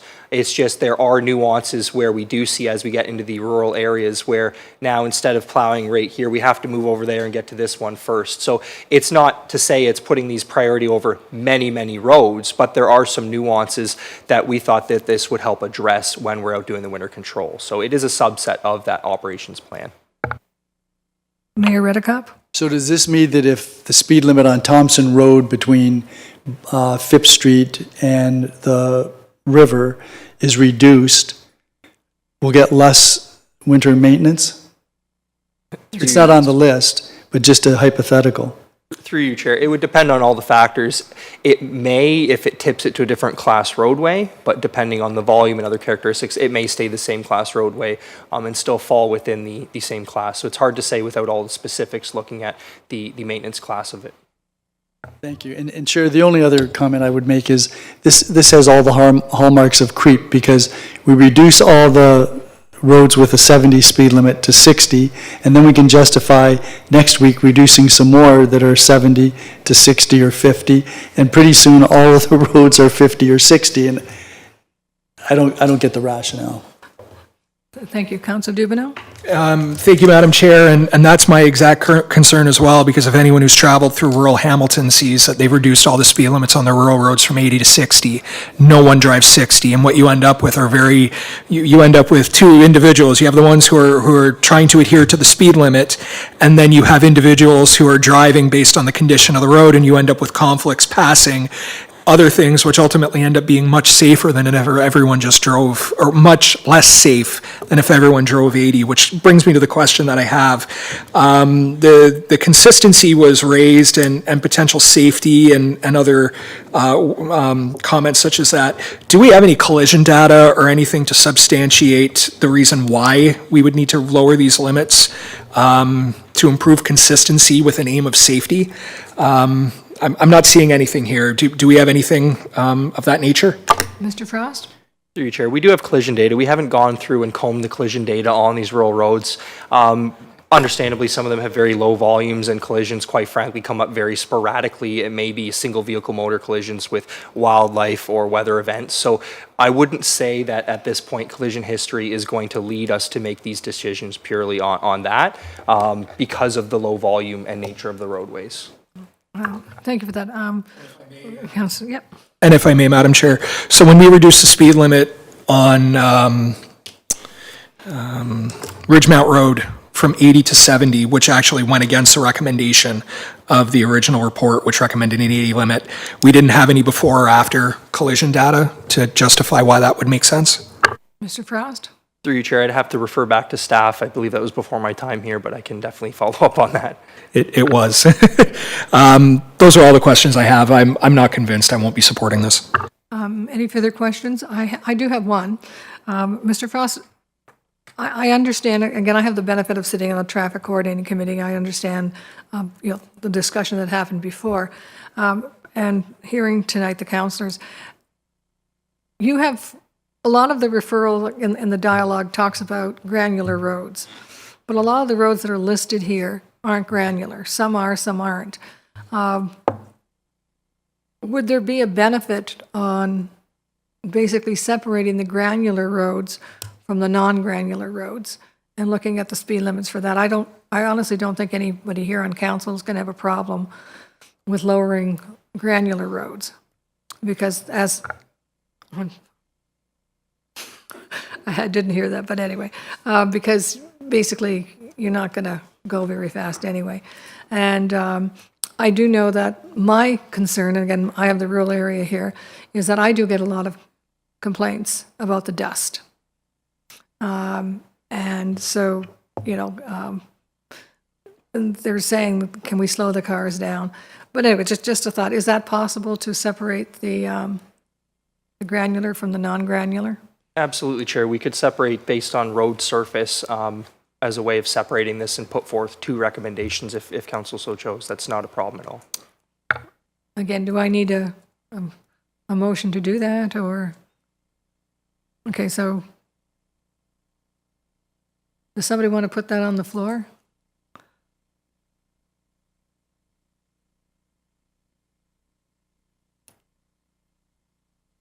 Doesn't look like For, it. for information purposes, basically. So nobody wants to do that. Okay, can I do that? I'm the chair? You'd have to give up the chair. And if you gave up the chair, you'd have to then, before you do that, figure out what's the likelihood this is going to pass if nobody else wants to move it. Okay, so I guess I won't do that then, but I do think it's a good idea. Anyway, okay, so I see there's no further comments. Oh, Darren? Councillor Flagg. Thank you, Madam Chair. I've been waiting for all the speed limit stuff to get finished. I believe we're speaking in general on this, correct? In Appendix 3, where you talk about speed limit in school zones, there's an addition to Ridgeway Road for St. George's School, and it says a distance of 40 meters north of Michener to 40 meters north of Matheson. And if my geography down there, Matheson is an awful long way south of St. George's School. And it's actually south of Rebstock, I think. So I'm just trying to think whether maybe that Matheson one is not the correct road. I may be incorrect there, but that seems like an awful long distance between those two. What page are you on?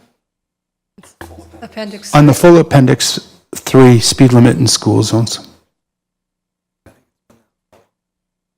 What's that? Really?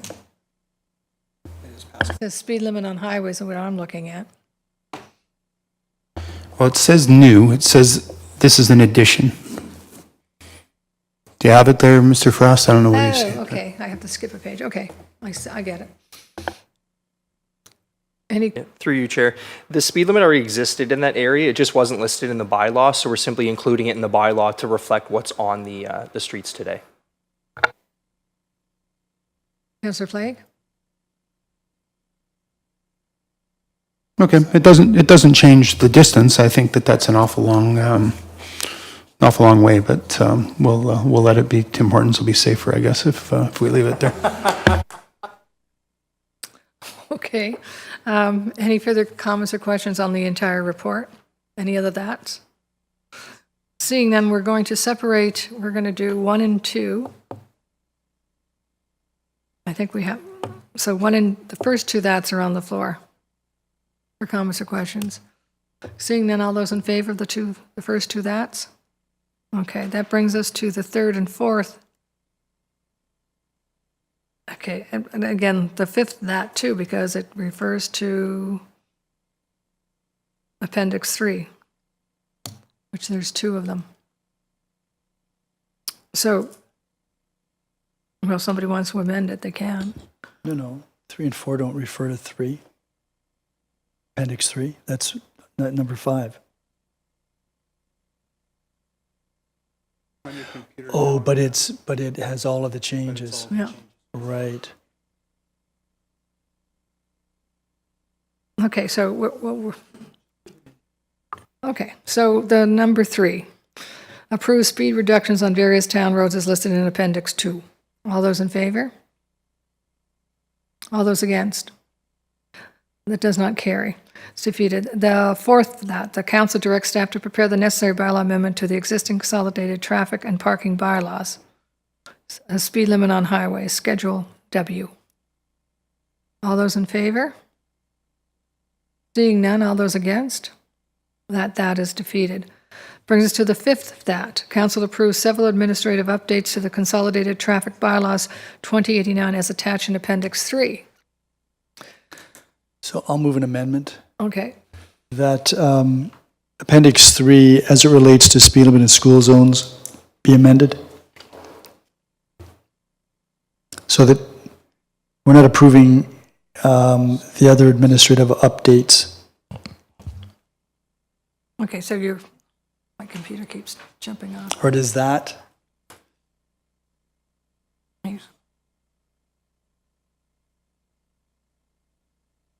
Okay, so because there's 2 Appendix 3s. Oh, there's a Schedule W. Well, this would be Schedule X of Appendix 3, Schedule X right? and Appendix 3. So you want that to remain. So basically, you want to defeat the fifth that with the exception of Schedule X.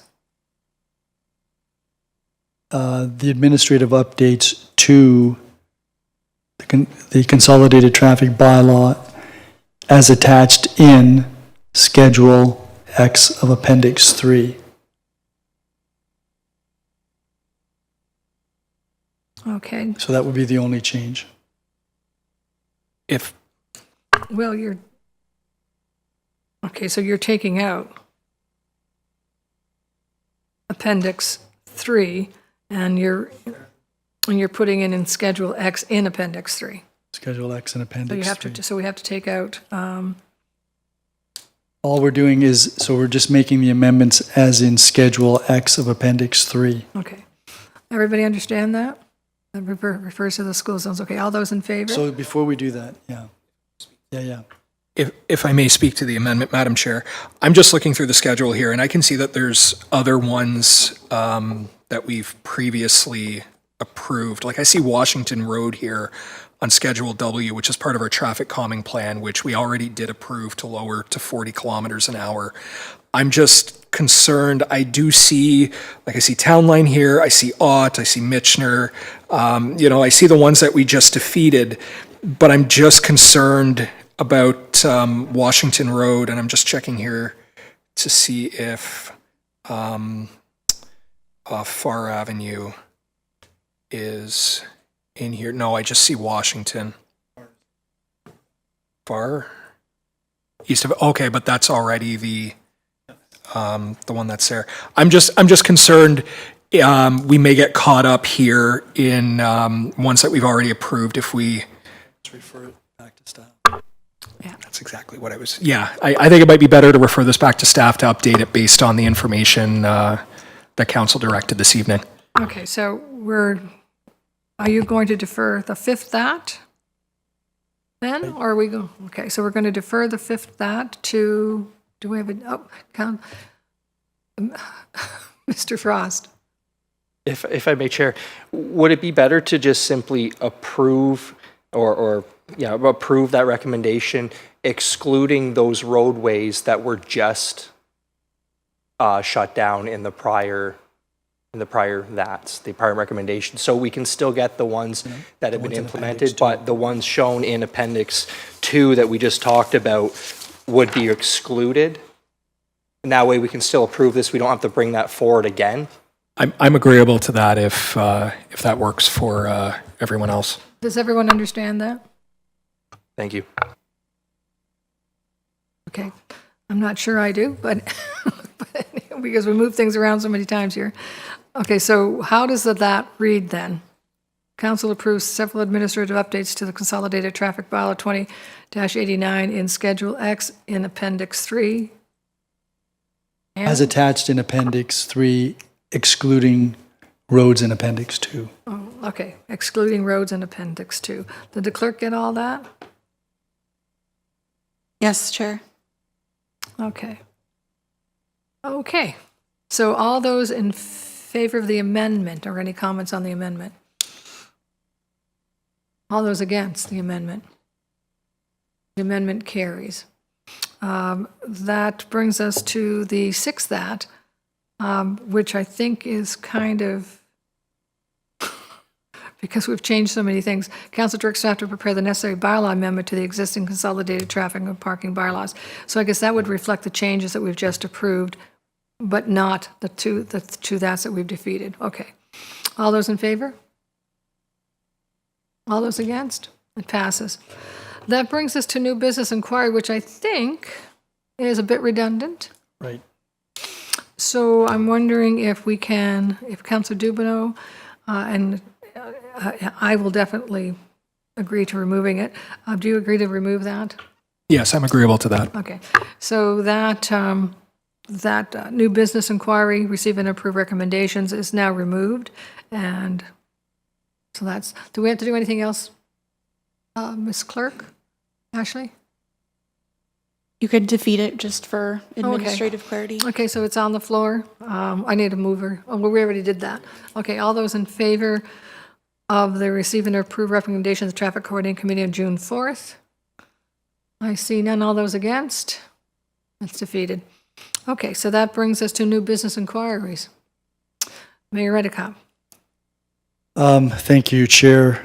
Councillor Lewis and I received an email earlier today from a resident, and I'll pass this on to Mr. Frost, but it raised concerns about the realignment at Point Abano and Michener and Shirkston roads. And I've heard this before. People on Point Abano Road at Michener are obligated to stop, north and south. But Michener Road is still an open road, and some people, I think, are believing that it's a four-way stop. So I don't know whether there's something that can be done, something should be done to make sure that this potential problem is dealt with. Then there was also reference made to a couple of other areas in town, which one is under the provincial government's jurisdiction, the other one is the regional government. But I'm going to pass this on, and presumably that can be responded to by staff. And I'll let Councillor Lewis know. I don't even know if he's checking his email. I'm thinking he probably is, but I'm hoping he's not. Yeah. Councillor Dubanow? Yeah, just really briefly with respect to the His Worship's point, I've encountered that myself there, not only as someone driving in a vehicle, but also cycling in that area. You notice that it's I don't want to say confusing, but it's not very obvious. And I'm just wondering, perhaps adding a like cross traffic does not stop tab or something like that to the stop sign might help the situation. I've seen those used in other situations in the past where it's not obvious that it's that cross traffic stop, and we might be able to just nip the situation in the bud and kind of make it safe if we just add that yellow tab underneath the sign. Mr. Frost, did you want to comment? Yeah, if I may, through you, Chair. At this point in time, we have seen a few people respond out or reach out to us with that intersection specifically, as well as the one to the north, where we've recently closed off the other approach.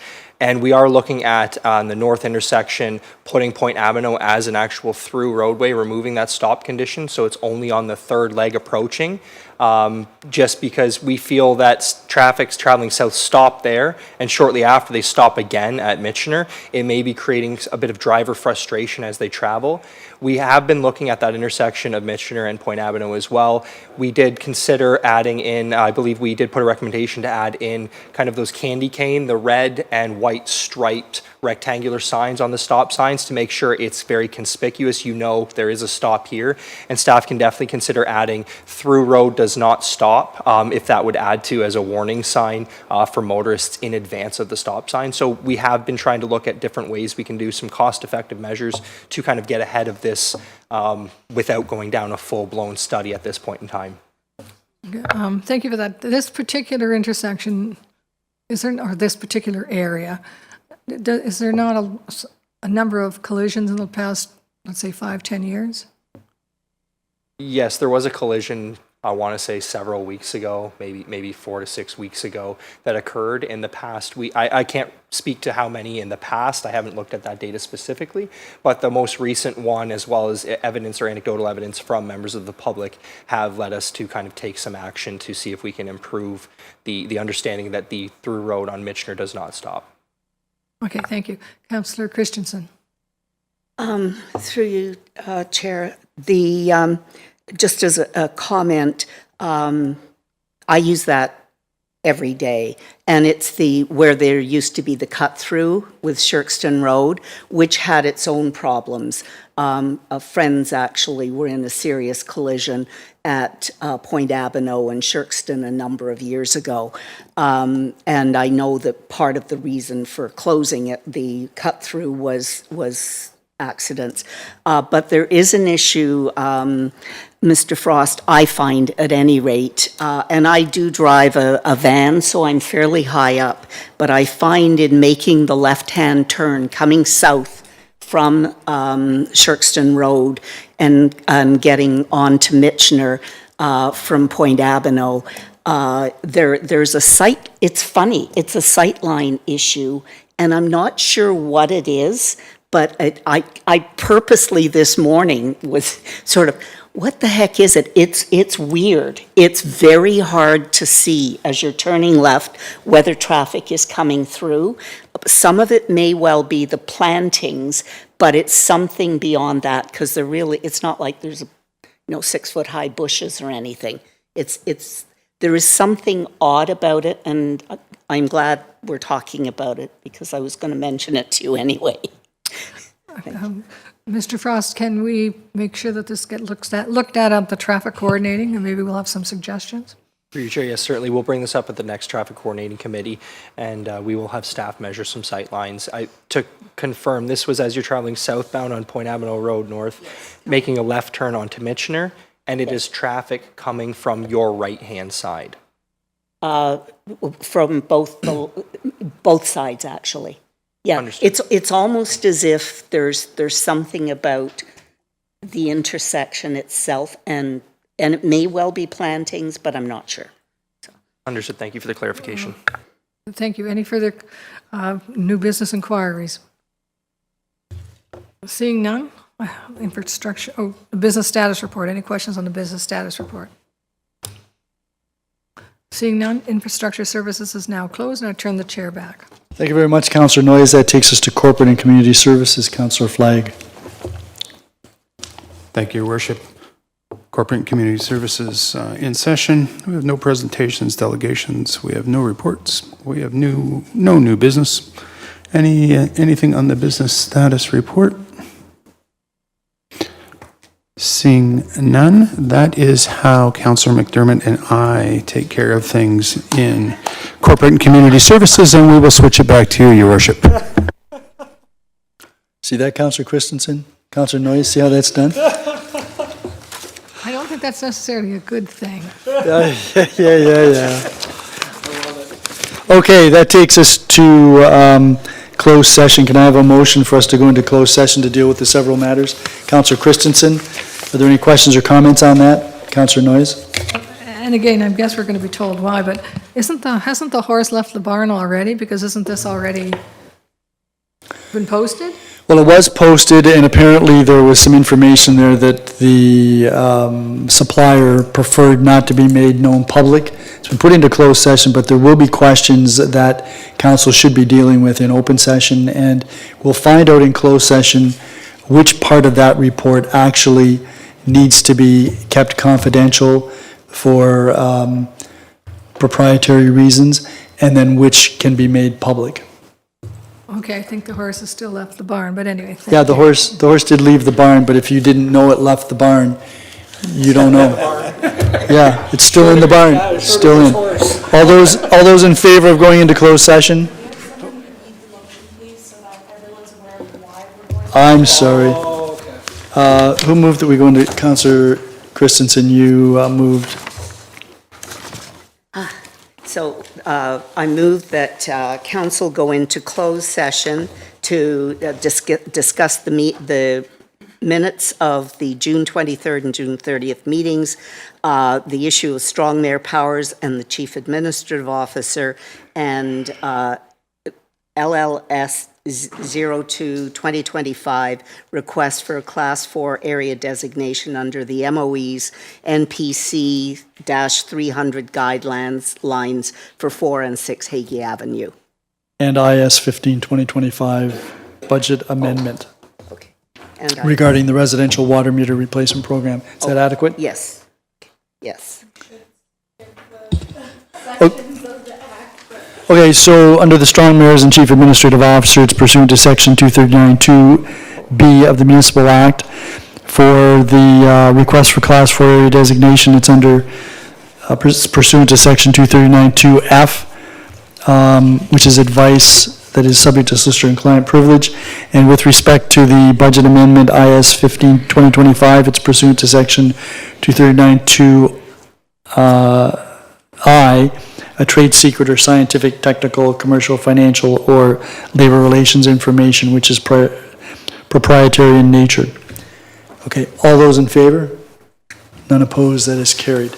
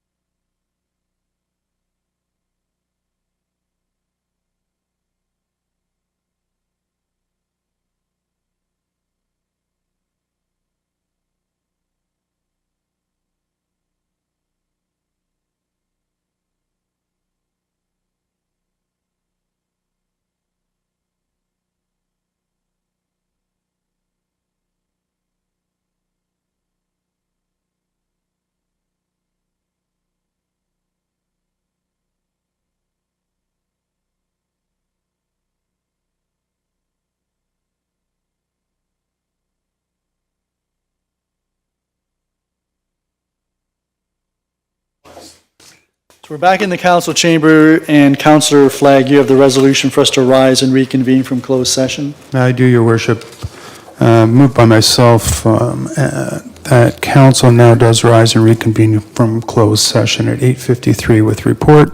12.1, that council approves the closed session minutes of June 23rd and June 30th, 2025.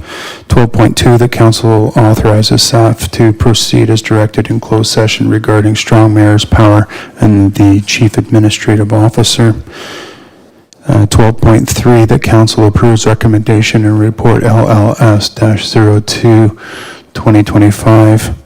And 12.4, that council amend the 2025 capital budget to increase the 2025 residential water meter replacement program WMET 25 capital project by $143,000 with funding from water meter reserve, and that report IS 15/2025 be made public excluding table 3.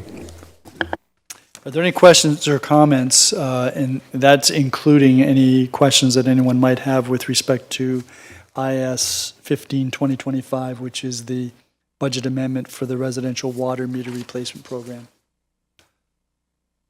If there are none, all those in favor of the resolution? And that would include the recommendations in those various reports. That takes us to scheduling of meetings. Councillor Dubanow. Yes, Your Worship, as I mentioned a little earlier this evening, the Museum and Cultural Heritage Advisory Committee has a meeting this Wednesday, that is July 9th at 1 p.m. here at Town Hall in Conference Room 1. Thank you. Any others? Just looking at you, Councillor Noyes, I remembered I told you that I would speak to the clerk about a matter, which I will do. We spoke about it on the weekend. That was a long time ago. Okay, motion to adjourn. Councillor Dubanow? Yes, Your Worship, I'd like to move that we adjourn at 8:55 p.m. this evening, 8:56 p.m. Those in favor? That is unanimous. Thank you.